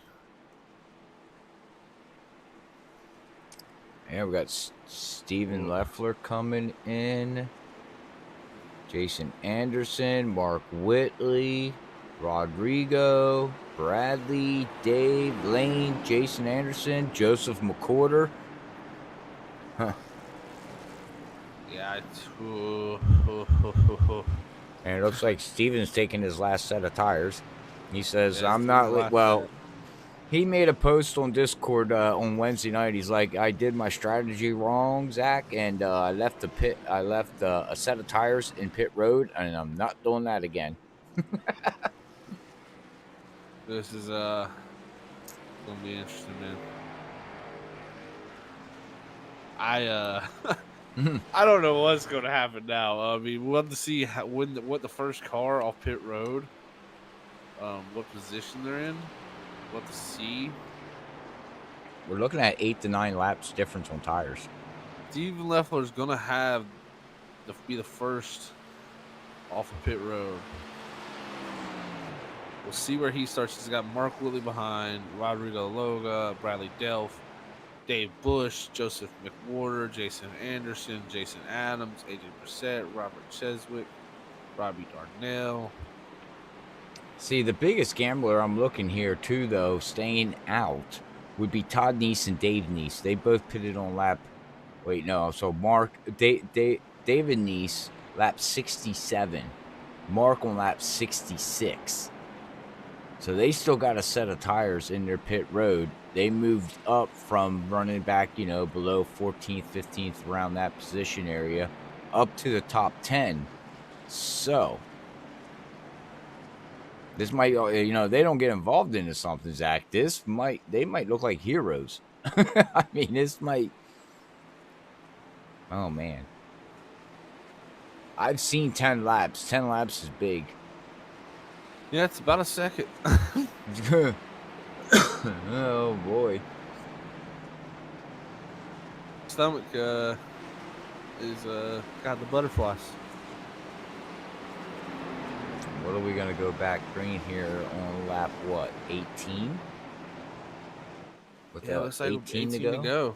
Yeah. Man, oh, man. I don't know what to say. All I can say is, ladies and gentlemen, hang on to your britches, sit down and grab your beer, coffee, or whatever, and let's get freaky crazy, because this is going to get freaky nuts. Yeah, 12th on back is new tires. Hang on, baby. Here we go. And this is something Steven wanted to see too. You know, he had a fast vehicle. So now Yaro's starting on the high side. Do you recommend that? Do you think that's good? Ooh. I don't think so. Not going into one. I mean, maybe Steven says, "Hey, I'm gonna let you in." You know? Well, they're teammates, so Yeah, that's the thing. Like, maybe he they lets got you a game. in, it's a Yeah. good deal. But Maybe they got a game plan or something. my thing is, if we get a quick caution or something, then these next guys pit. It's not gonna be that big a difference on tires. I think the guys that pitted might have nailed this right on the head, Robert. I don't know how long these guys will be able to hold off fresh tires. I mean, it is 11 cars, but this draft, everything like that, you're not going to get away too far. Right. So, well, we're going to find out. Yeah. Because track temperature dropped to 74 degrees, so there is more grip out there. And the front stretch is all under the shade now, so here we go. Back green. Oh, Steven spun the tires, but he holds on to it. It doesn't look like it's much of a letting in. Looks like Yaro just decided to take the outside line. Well, he's going to get that run coming out of 2. 3 wide. Or partially 2. Oh, 3 wide. This is... Oh, my goodness gracious. Look at Cedric Hunter in 11. Oh, 3 wide going into 3, Zach. Oh, and Caress. Oh, that was a blink. That was a net. And he's saving it, and the whole field saving it. Oh, what driving by... Who was that, the 91, or who was that? Yeah, it's Braden Caress. Braden Caress, okay. Well, give that guy props. He is still smacking the wall. He's out of everybody's way, and we stay green. Wow. Steven Leffler, first down tires up to 7th already, Robert. Oh, yeah. He's also got Mark Whitley right in behind him. Cedric Hunter pushing. Oh, no. Yar's going to leave the middle open. Not a good idea. Yeah, Cedric Hunter. Does he look to the inside? Here comes Collie, too. These guys pitted later than the 2 ahead of him. Here comes the 11. No way. Through the inside. We talk about him all night. What in the world? Cedric Hunter to the lead with Brandon Collie up to 3rd. But I tell you what, Mark Whitley's already up to the 6th position. I'm telling you, I think that was the right call, man. He's already there, and it's going to be tough. Well, this helps Collie, too, in the point standings, because now he's in front of Stemp. Yeah, and he's going to have a run on Yaro here to go to the inside. The 2 to 2nd now, maybe. Cedric Hunter needs to drive away. He needs to not look in the mirror. He needs to go because the 77 is coming. Joseph is coming. The 72. Yeah, and Joseph the 30. Yeah. And he was fast, you know that. So here he comes. He's just mowing. Oh, man, look at the run he gets on Ruben. Look out, coming through. Yeah. These tires are just going to be too much to hold off, I think. I don't see these guys being able to hold off the 77, the 72, the 30. Yaro just scraped the wall. That's not going to help. Big run for Collie to the back bumper of Cedric Hunter. Let's say he decides to push. Oh, that's going to open the door from Yaro. They go down to the corner. Enough. Mark Whitley all over the back of Yaro. He's going to go to the inside. Can Mark Whitley keep the tires under him for this run, though? You see how much he struggled early with the tires.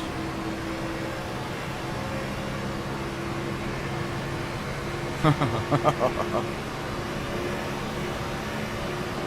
a race. The 72 of Steven Leffler to now to 4th. Michael Yaro from the lead back to 5th. You know he's kicking himself for not taking tires now. I tell you what, 77 Mark Whitley to the back bumper of that 2. Oh, yeah. See what they can do here. They draft down the front stretch. They're wrecking behind. And it's on pit road, so it's going to be fine. No Big way. block from Brandon Collie to the inside of Cedric Hunter here. Who gets off the turn? And their yellow's out. Oh, my goodness, Zach. Wow.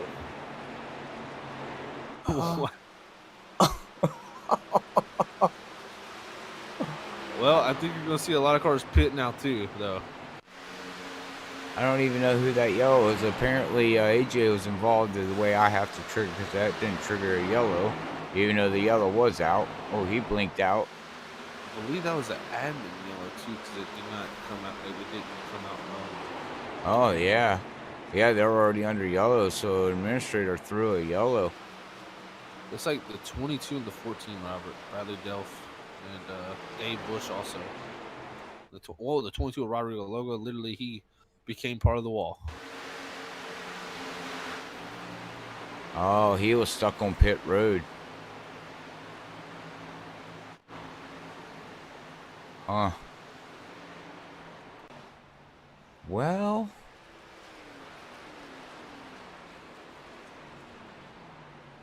now what? Good question. I think if you're the guys who hadn't pitted yet, you have to pit. I mean, you've seen how fast the tires came through the field. Oh, yeah. I was worried. I was worried about that. That's why I said the exact 10 laps. Yeah. Yeah. Yeah. It's so big.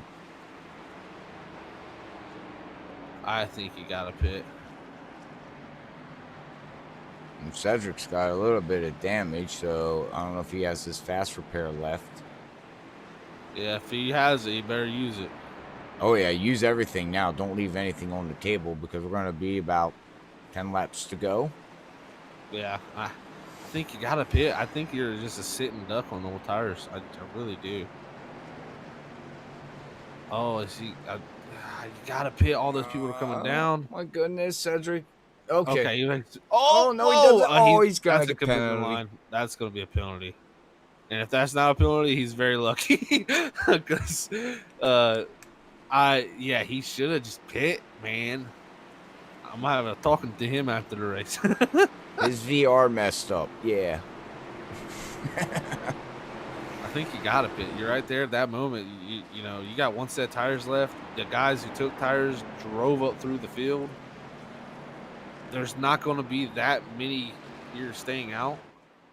Looks like Steven Leffler in the lead now. Mark Whitley second. Joseph McWhorter third. Jason Anderson fourth. AJ Brissett is going to be fifth. Lane Doyle, I believe, sixth. Seventh is Jason Adams. Robbie Darnell 10th. Or that'll be eighth, technically. Cheswick will be ninth. Vincent will be 11th. So it's going to be pretty much the same thing. It's 10 cars. So it'll be 10, the top 10. Well, the top 9 pitted on lap 80. Ron pitted on lap 72. Oh, wow. Yeah. And now we got a car going through the grass, making dirt, mud. I have no clue where Jason Anderson's going. He's trying to do the roval, maybe. I don't know if he's making a new track line. Cooling the tires off, maybe. Oh, that'd be cool. Run through the grass, cool your tires off. Yeah, it's definitely an interesting strategy. That's for sure. Okay, I wouldn't say it'd be okay. Anyways, how's everybody doing out there? Enjoying the race? Let us know on Facebook or YouTube. Hit us up on the chat there. Enjoying the show. Looks like Collie was the first one off pit road. Number 2. What a change of events here.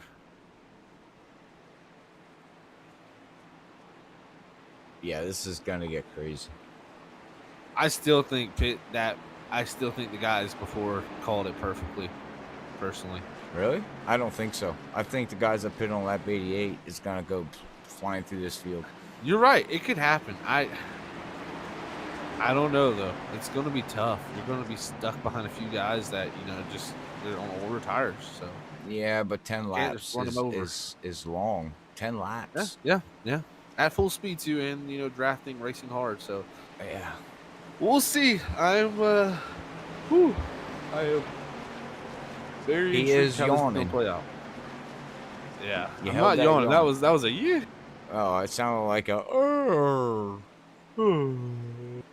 Everybody just yawned now. Okay, well, no. I did that yesterday. Somebody yawned in the car while I was driving home, and I tried to hold it in, and I went, "Ah!" And they're like, "What in the crap was that?" I'm like, "I'm trying to hold my yawn in." You know how hard that is to try to fight a yawn? It's impossible.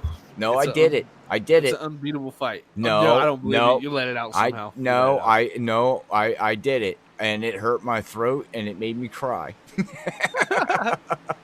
But I did it, and then the wife yawned again, and I went, "Oh, well, I lost. I can't do it twice. I did it once." Well, tell you what, Robert, it's about to get freaky nuts, freaky crazy, freaky wild, freaky. I don't even know. It's about to just get freaky, man, here on Freaky Fast Broadcasting. I'm scared, excited, ready, nervous. I got all different types of emotions going through my head right now. Man, this is going to be intense.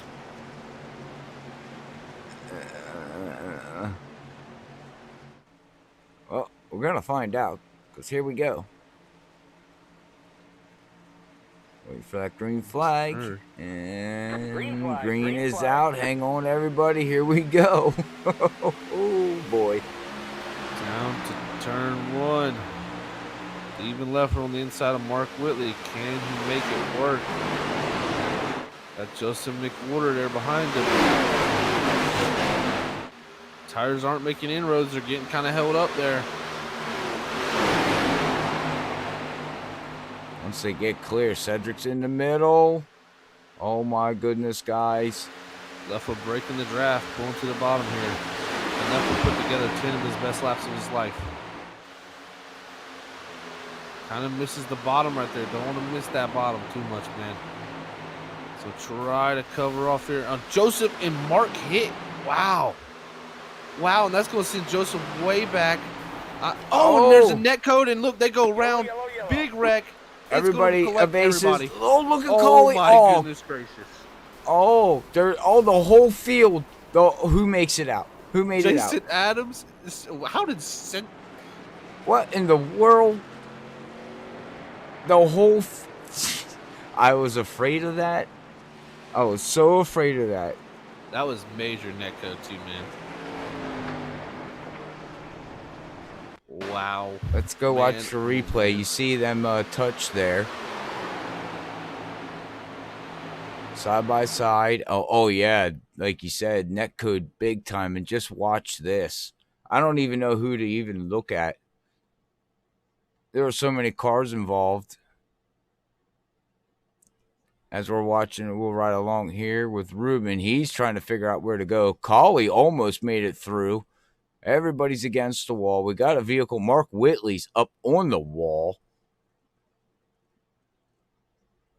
Look all the smoke that Ruben's seen. He doesn't even know where to go. Oh, it's just nothing but carnage in front of him. The 30's sitting right in the middle of the track, and bam! He T-boned him.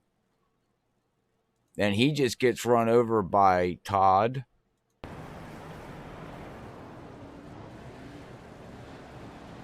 I don't know who made it. Oh my goodness. Did Steven Leffler make it through that? Guess he did. He did. Yeah, well, Steve Leffler was the leader. Steven Stimpy made it through. Get out of here. Let's go back. Stimpy did. He somehow he navigated perfectly through that. Cedric Hunter got damage out of that. A little damage, yeah, but he made it through better than most. But man, that's what I was nervous about right there. Yep. New tires versus old tires. And everybody fighting for position. That's what I was saying at the beginning of the broadcast. We have trends of yellow flags towards the end of the race here at Freaky Fast for some awful god reason. We want to be real life like NASCAR, so That would do. thanks, Jeff. How you doing, sir?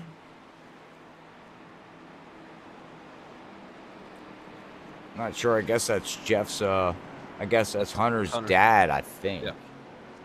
So I much appreciate him tuning in. Yeah, and look who's running second and third and fourth. Look at this. Lane Doyle, Jason Doyle. Adams, and Robbie Darnell. These guys have been mostly, near the end of the teens all night. And this shows you right here, never give up. Never. No. The race ain't over till the check flag flies, and which it ain't still now. I mean, but they're sitting in a great position right now. They're sitting in a great position. Yeah. Like, oh man, this is awesome to see. And Awesome to see. and I out tell you of what, Stympian is sitting in a great position too. out of this, unfortunately, Lane Doyle has a little bit of damage, but Jason Adams there looks like he's got a pretty clean vehicle in that 24. The 44's got rear end damage. Cedric Hunter's got rear end damage. It looks like Steven there. Yeah, he put it on lap 88 and got his fast repair. So he's got fresher tires than all these guys. So from, well, except for Cedric, but he's got damage. So that's going to hurt him. Yeah, definitely gonna hurt him. But you got to remember, he's also got some fresh tires, and Yeah. this brain crest has no front end. But yeah, looks like he's gonna try to restart here in 8th. So we'll see how that goes. Might be incident. You never know. But man, Steven Leffler's sitting in a perfect position to win this thing. But he's got he's got to worry about here. He's got to worry about that 81. I think Cedric's car's pretty hurt, but he does have the newer tires. That'll help. But the 81 is looking pretty clean, and so is the 95 there. Yep. So those are going to be, I think, his two main threats here. I don't know how this is going to play out, but go Steven. I'd love to see him pull it off. That'd be cool. That'd be a cool strategy call. Great move by him to get the win here. But I tell you what, like I said, Steve Stympian also. I mean, it's going to be the battle of the Stevens here, I think.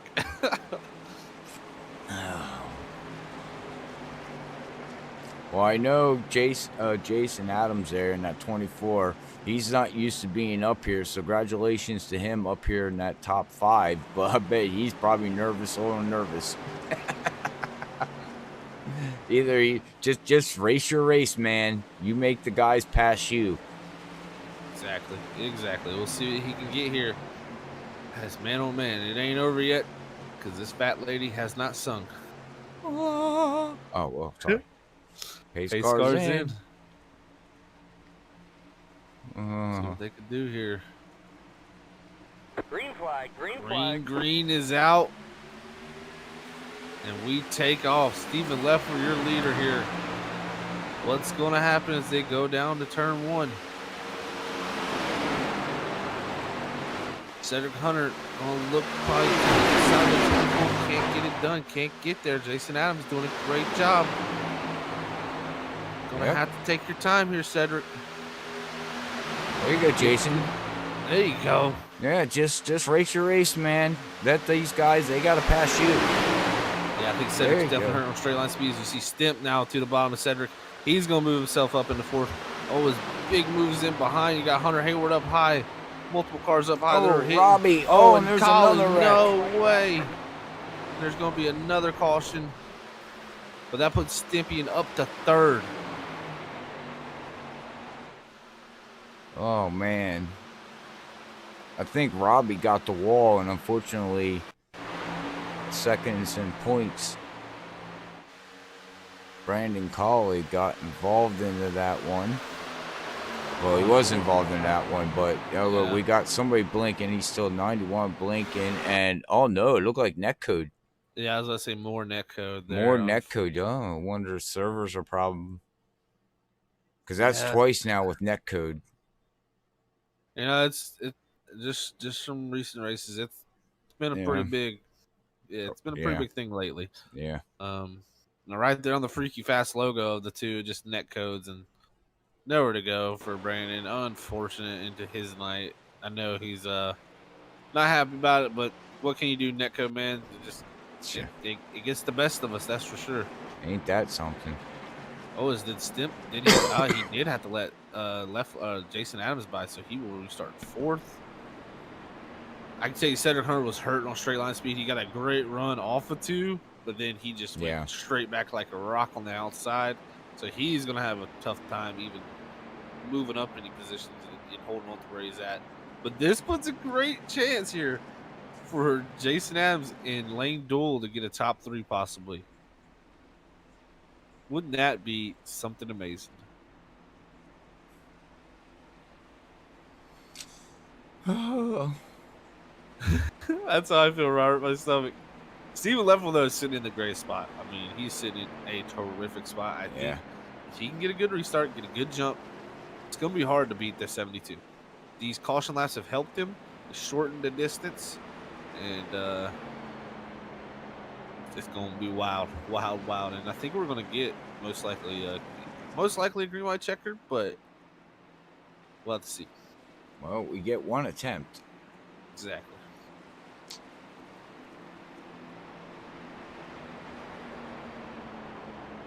Oh man, I don't know what to say. Yeah, I'm there with you. It's literally speechless time right now.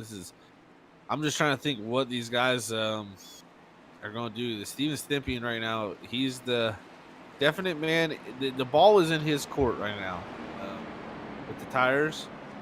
He's just got to do a good job. It's just hard to pass here. That's the thing you got to understand. Is like you just don't get around people at this racetrack, and we'll see. I mean, we'll see how he does it. Can he go to the middle? Can he get his nose in there?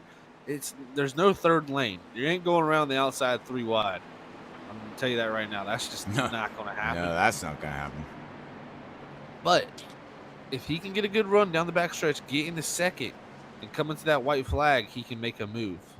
He needs to be in second, taking the white flag though. That's my big thing. He has to be in second. He's not gonna be able to make 2 passes, I think, in one lap. To make the win pass, so this is going to be crazy.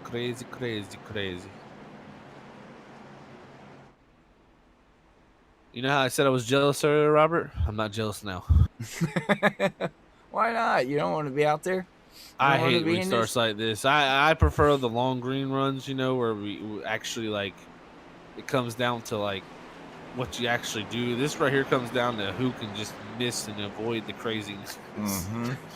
And I hate that. But it puts on a great show for us. So personally, that's why I'm not jealous, because I'm pretty happy I'm up in the broadcast booth. Yeah, puts a good show on for the fans too, because it's going to be one attempt at a green white checkered. If we do get a yellow before they get the white flag, the race is still over. So positions are locked. If we get to the white flag and something happens, it don't matter. They still race back to the checkered flag, but there will be no yellow. So, oh man, and this is not going to be a technical green white checkered, so it possibly could get one. So, whoa.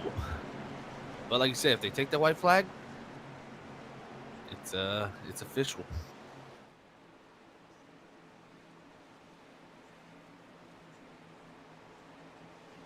This is about to get freaky crazy.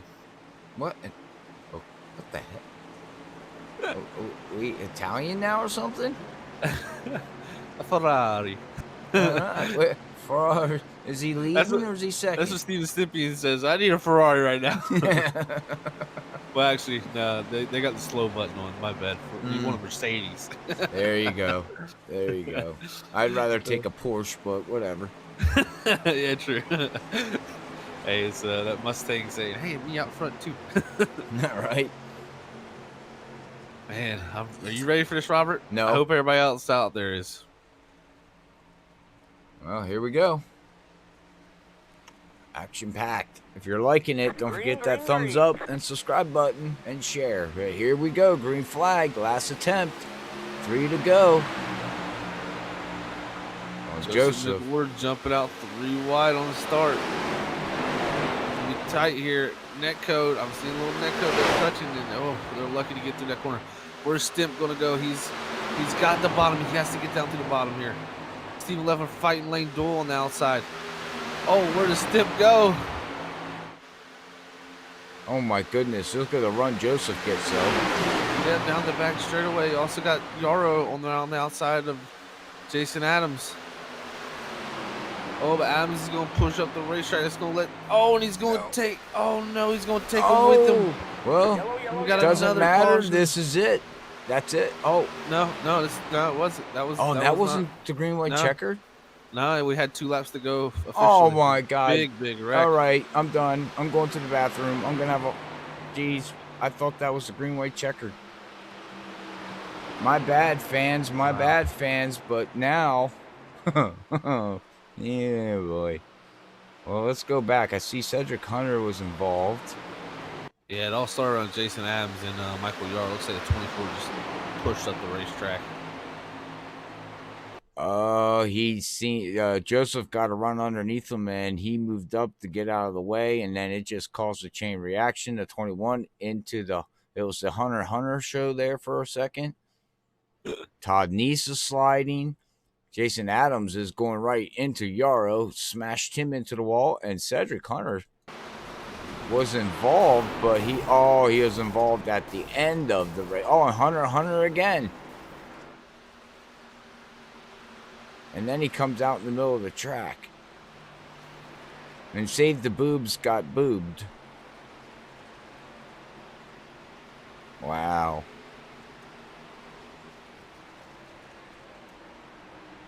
Oh, boy. Welcome. Wow. Welcome to Indy.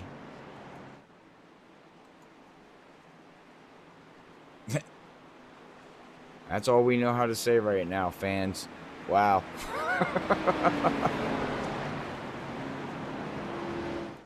Crazy. WOW. And this is going to shake up the points, too. Yeah. So now Stimson second. He's going to restart on the outside line. I'm sweating, Robert. I'm sitting in an air conditioning room. Where are you at? I'm in the air conditioned room too, but this stuff just makes my heart race. Don't worry, we're social distancing. We got our little plexiglass up. Mine don't have the AC on as high. Yeah, well, I'm blocking it. That's I'm not done. That's for sure, man. Okay, so this is the green white checkered. This is the green white checkered, exactly. You got Joseph back to 4th too. What is going on? And David Neese is up to 5th. So you got is Nicholas Lobe in 6th. You got Ron Vincent 7th. Great runs for a lot of these guys, and it's just surviving through a lot of the incidents there. You got Braden Caress with no front end, still running 8th. Well, why not? Very true.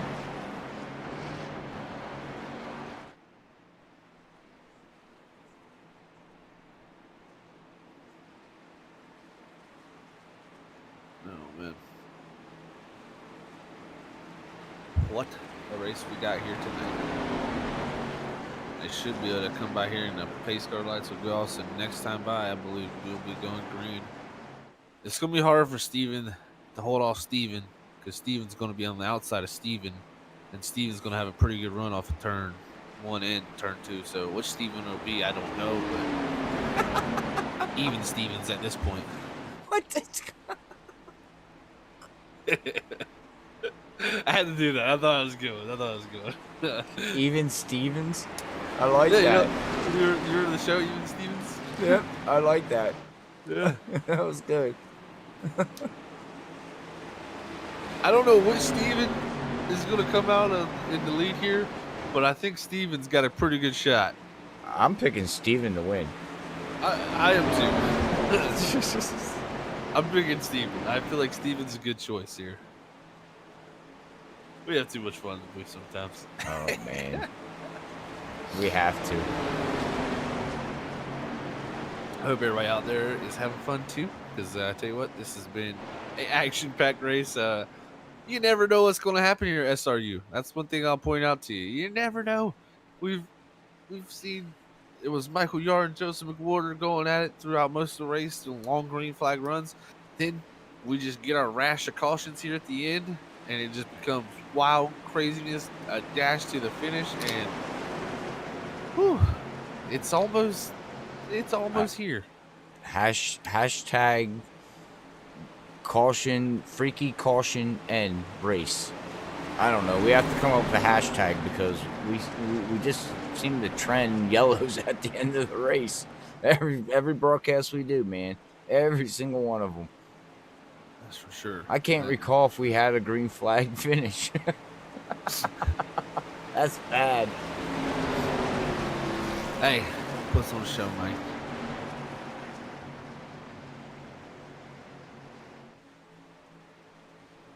Well, man, one final time here. The pace car's going to pull off, Robert. This is our final time of the night. The sun is setting. This race is setting. What a race we got.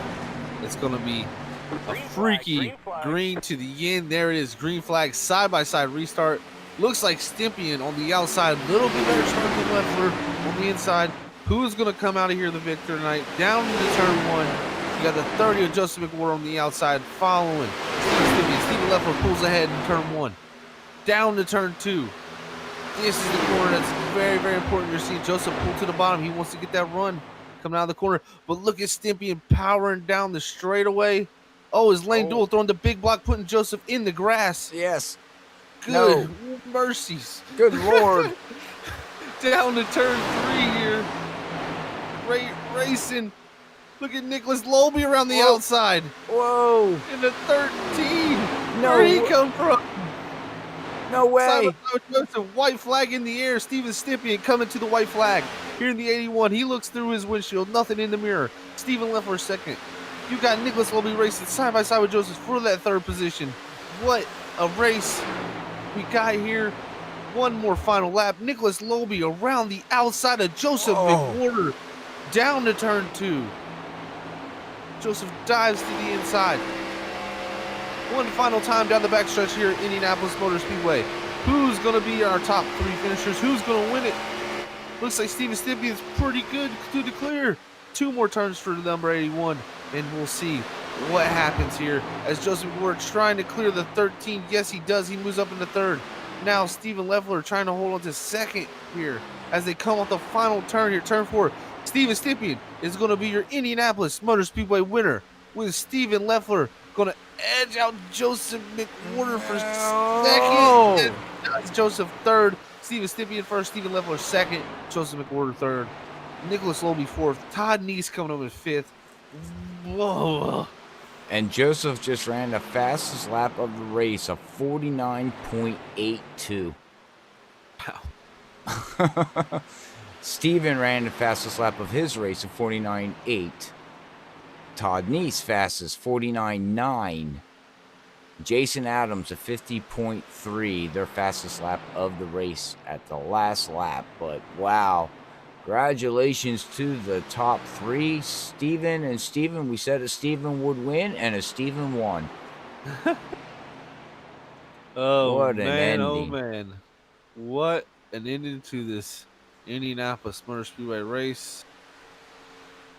Robert, I'm out of breath. And look, we're going to see Mr. Stympian pull it on down here to the yard of bricks and get his burnout on. Yes, sir. Number 81 is your victor tonight, Steven Stympian.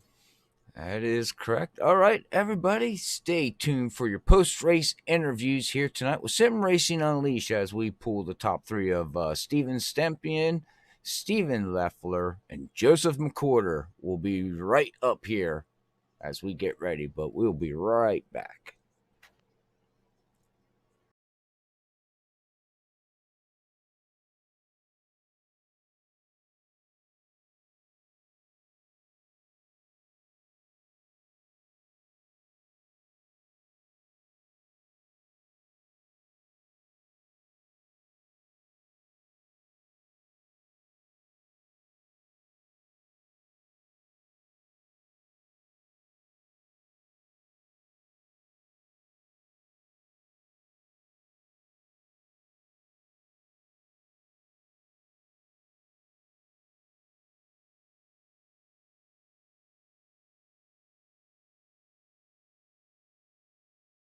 Back here after this amazing Indianapolis race we've had here at Sim Racing Unleashed tonight on our Sunday night broadcast here at Freaking Fast Broadcasting. And we got our top 3 podium finishers here tonight at the Indianapolis Motor Speedway. And we will get our first talk here in with Joseph McWhorter, our third place finisher tonight. Start from our third, bringing it home. Hey, Joseph, it's Zach in the booth, man. You got a copy? Yes, sir. Hey, buddy. Well, what an up and down night for you after leading all them laps, man. It seemed like you came down pit road and I'm guessing sped there. No. Yeah, you came back. Oh, no. Okay, well, Nope. you'll let us know what happened there, and then. So got on pit road, perfectly fine. Took the pit stop, and for some reason the fuel went up, and then as soon as I pulled off pit road, back to zero. Oh, John man, sat there so you and had watched it, and even took a video of it. It went up and then right back down. So we had to go back down to get fuel, and then just use every bit of talent and use every bit of the car that we had to get back to the front and work through the field. I mean, it's just, I don't know, frustrated about that one caution that came out that was thrown by the admins, but it is what it is. Yeah, it's for sure, but it is what it is, man. Sometimes stuff doesn't play out the way we want it to, man, but you did a heck of a job getting back to the third position and almost getting to that second position. Really hard fight there at the end. I'll tell you what, that was a valiant effort to get back to the top three, so congrats on that. Really, just how was Indianapolis tonight? I know you led a lot of laps, looked really, really strong, and it seemed like you and the 95 were going to have a little bit of a race down to the end, but unfortunately, like you said, that unfortunate issue there on pit road. But how was Indianapolis for you, buddy? It was fun. I mean, I'm just really good here. Was really looking forward to this. I thought it was going to be a back-to-back kind of weekend. Not to sound too cocky or anything. It's just like, got so close in WSSR with you guys, and threw it away with a speeding penalty, and we get messed up by iRacing and fight it back. But yeah, Yara was catching me, but to be honest with you, I just didn't see any point in running hard. So I just was just running consistent laps, just worrying about just clicking off lap after lap. And I told John, I was like, he's gonna catch us, but it's if he gets to me, he gets to me. We'll just, as soon as he gets to me, we'll just we'll kick it back up a couple of tenths and see what happens there. But good night overall. Definitely a good night for points and stuff like that. I'm sure we've got a couple of bonus points for to go into the playoffs as well. So that's what my main goal right now is just keeping these good consistent finishes inside the top 5. We've only had one finish outside the top 5. Well, actually, even the top 3. Every finish that we've had has either been top 3 or wrecked. So Darlington was the one that kind of messed that up. But just really need to focus on getting good finishes, getting bonus points, that way we can go into the playoffs and try and win this championship, really. 10-4, buddy. Well, congrats on the top 3 finish tonight. No, it's not what you wanted, but good job getting back to where you came. Anybody wants to send a shout out to before we let you go? Yeah, of course, I want to thank Bioside Gaming for everything that they do. Amazing platform for anybody that's trying to build something. 1077 Sage, check them out on 1077sage.com. Beautiful spot to go on vacation in Colorado. I know that they have some dates open, so anybody that wants to check them out, go to their website. Want to thank you guys for putting on a good broadcast. I'm sure it was a little bit boring towards the middle of the race, but that's Indy for you. Want to thank John for calling yet another amazing race. Did an amazing job spotting me through all that traffic and calling strategy.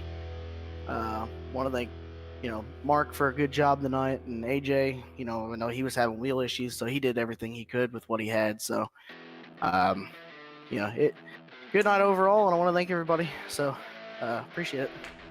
10-4, buddy. Well, congrats on the third, man, and we will catch you next time. Thank you. You guys have a good one. Yeah, you too, buddy.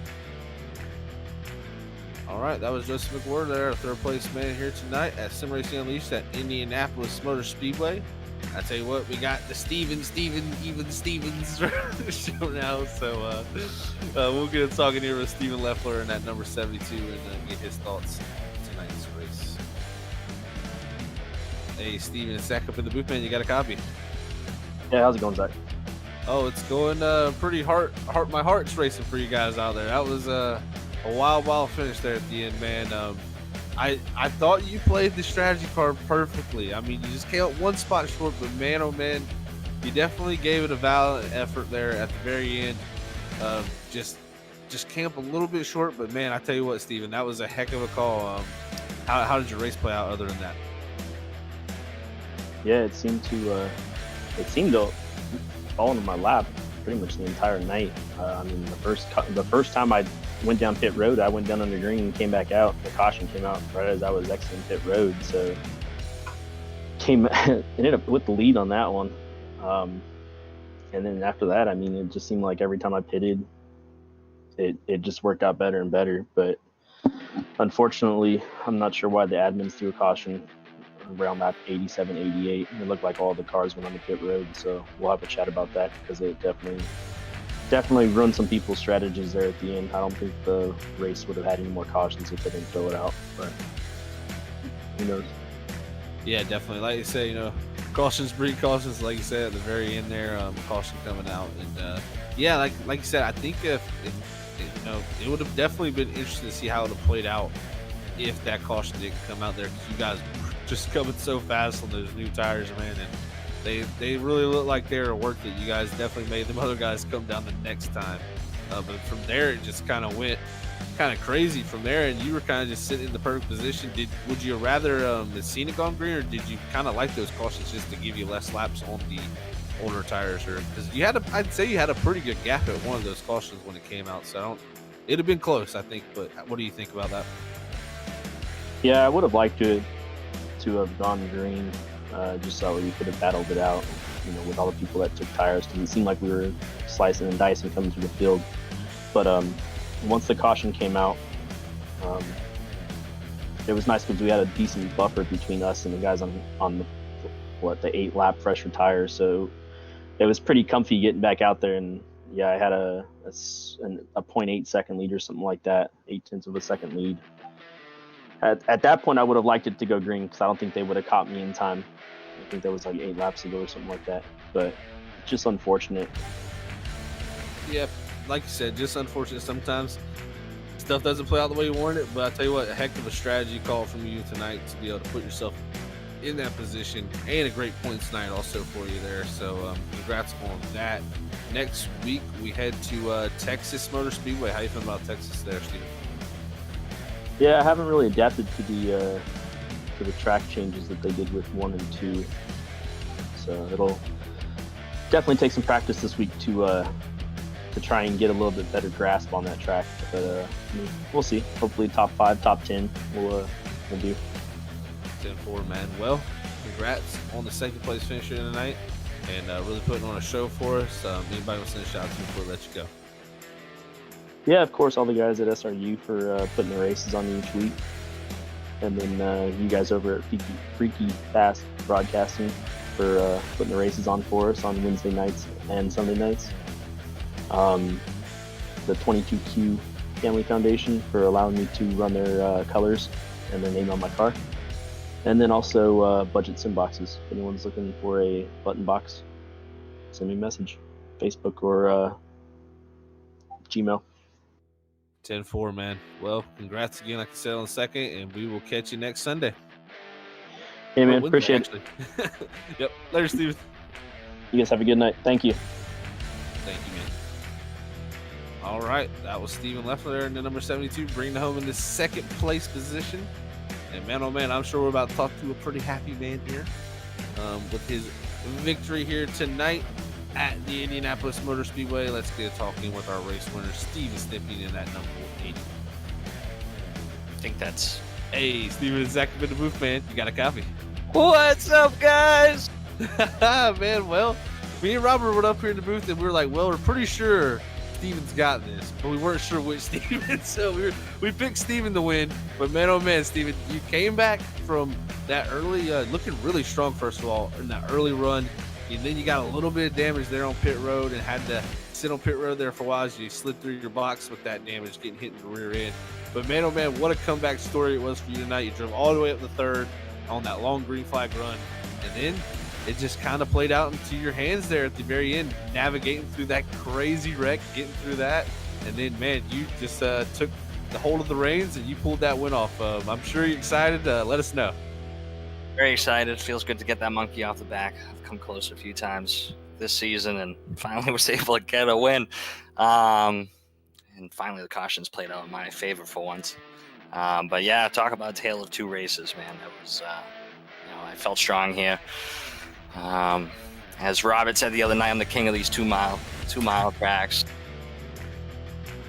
You definitely are, Steve. That's something we brought up all night about your prowess at these tracks. You show a lot of strength at really every track, but these definitely are, your stomping ground. And man, I tell you what, you got that damage on the rear end. I got a question, like, did that hurt it? Because it definitely messed up the spoiler a little bit. And I was telling Robert up here that definitely can hurt your straight line speed here, at the Indianapolis Motor Speedway, and that's a huge thing. But you were able to drive up the third, with just getting through the corners amazingly. Did that have some bit of an effect though, you feel like? I don't think so. It was just those first couple of laps when I got in the back after that damage in the pit. Just racing side by side, try to pass as much people as I could and get back up. On the straightaways, it was fine. I felt good.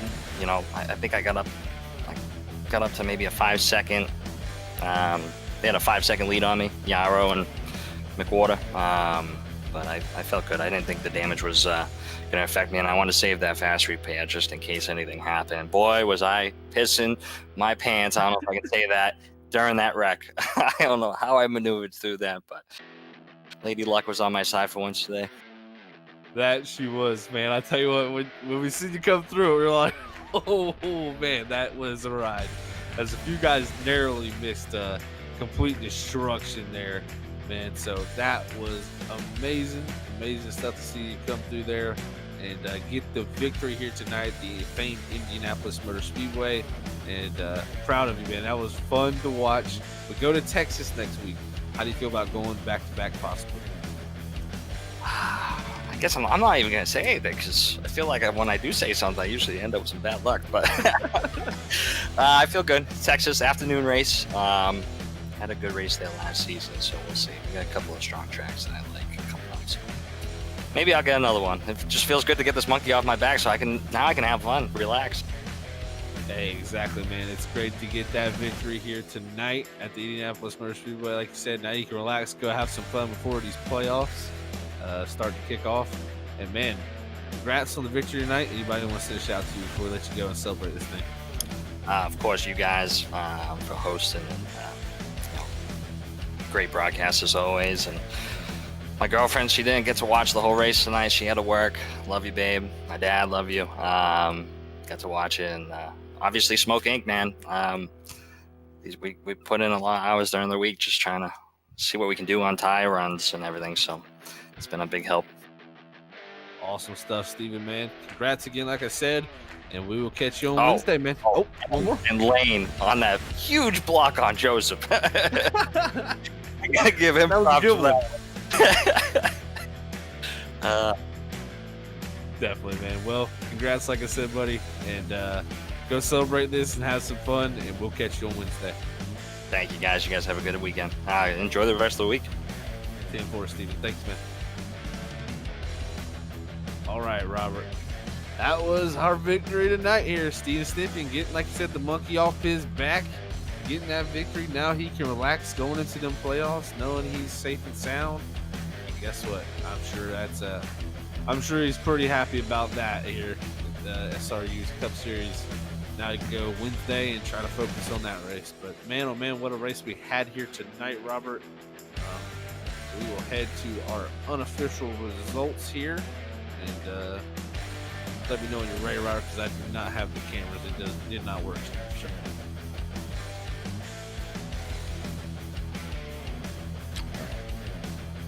Unofficial results are up. Oh, they're up. Okay, I'm sorry. I can't see. All right, yeah. So unofficial results here is Steven Stimpy bringing out the victory here tonight in that 81, followed by Stephen Leffler in second. Third place goes to Joseph McWhorter. Fourth goes to Nicholas Lobe. Fifth is Todd Neese. Sixth is Lane Doyle. Seventh goes to David Neese. Eighth goes to Michael Yarrow. Ninth is Ron Vincent. 10th goes to Braden Caress. 11th, great run for Jason Adams there in the 24. 12th goes to Brandon Colley. 13th, Robert Cheswick. 14th goes to Dave Bush. 15th is Robbie Darnell. 16th goes to our boy from down under, Ruben Phelps. in the 16th position. 17th goes to Hunter Hayward. 18th goes to Cedric Hunter. Gomez will come home in the 19th position. 20th goes to Mark Whitley. 21st, Jason Anderson. 22nd, AJ Brissett. 23rd, Brandon Hartwell. 24th, Bradley Delph. 25th, rounding out our finishers here tonight, is Rodrigo Loga. And what a night we had here at Sim Racing Unleashed at the Indianapolis Motor Speedway. I am lost for words after the race we had. What a finish, man. That is right. Well, thank you everybody who tuned in through tonight to our event here with Sim Racing Unleashed. Me and Zach here at Indianapolis Motor Speedway. I'd like to say thank you everybody for watching and enjoying the commentating, but we will catch everybody Tuesday night as we get some ARCA cars, and then we go to the Cups with RSR Evolution Racing League. So we'll be live at 7:20 and 9:20 for our doubleheader on Tuesday nights. But until then, God bless everybody. We love you all. Peace out. Bye, everybody.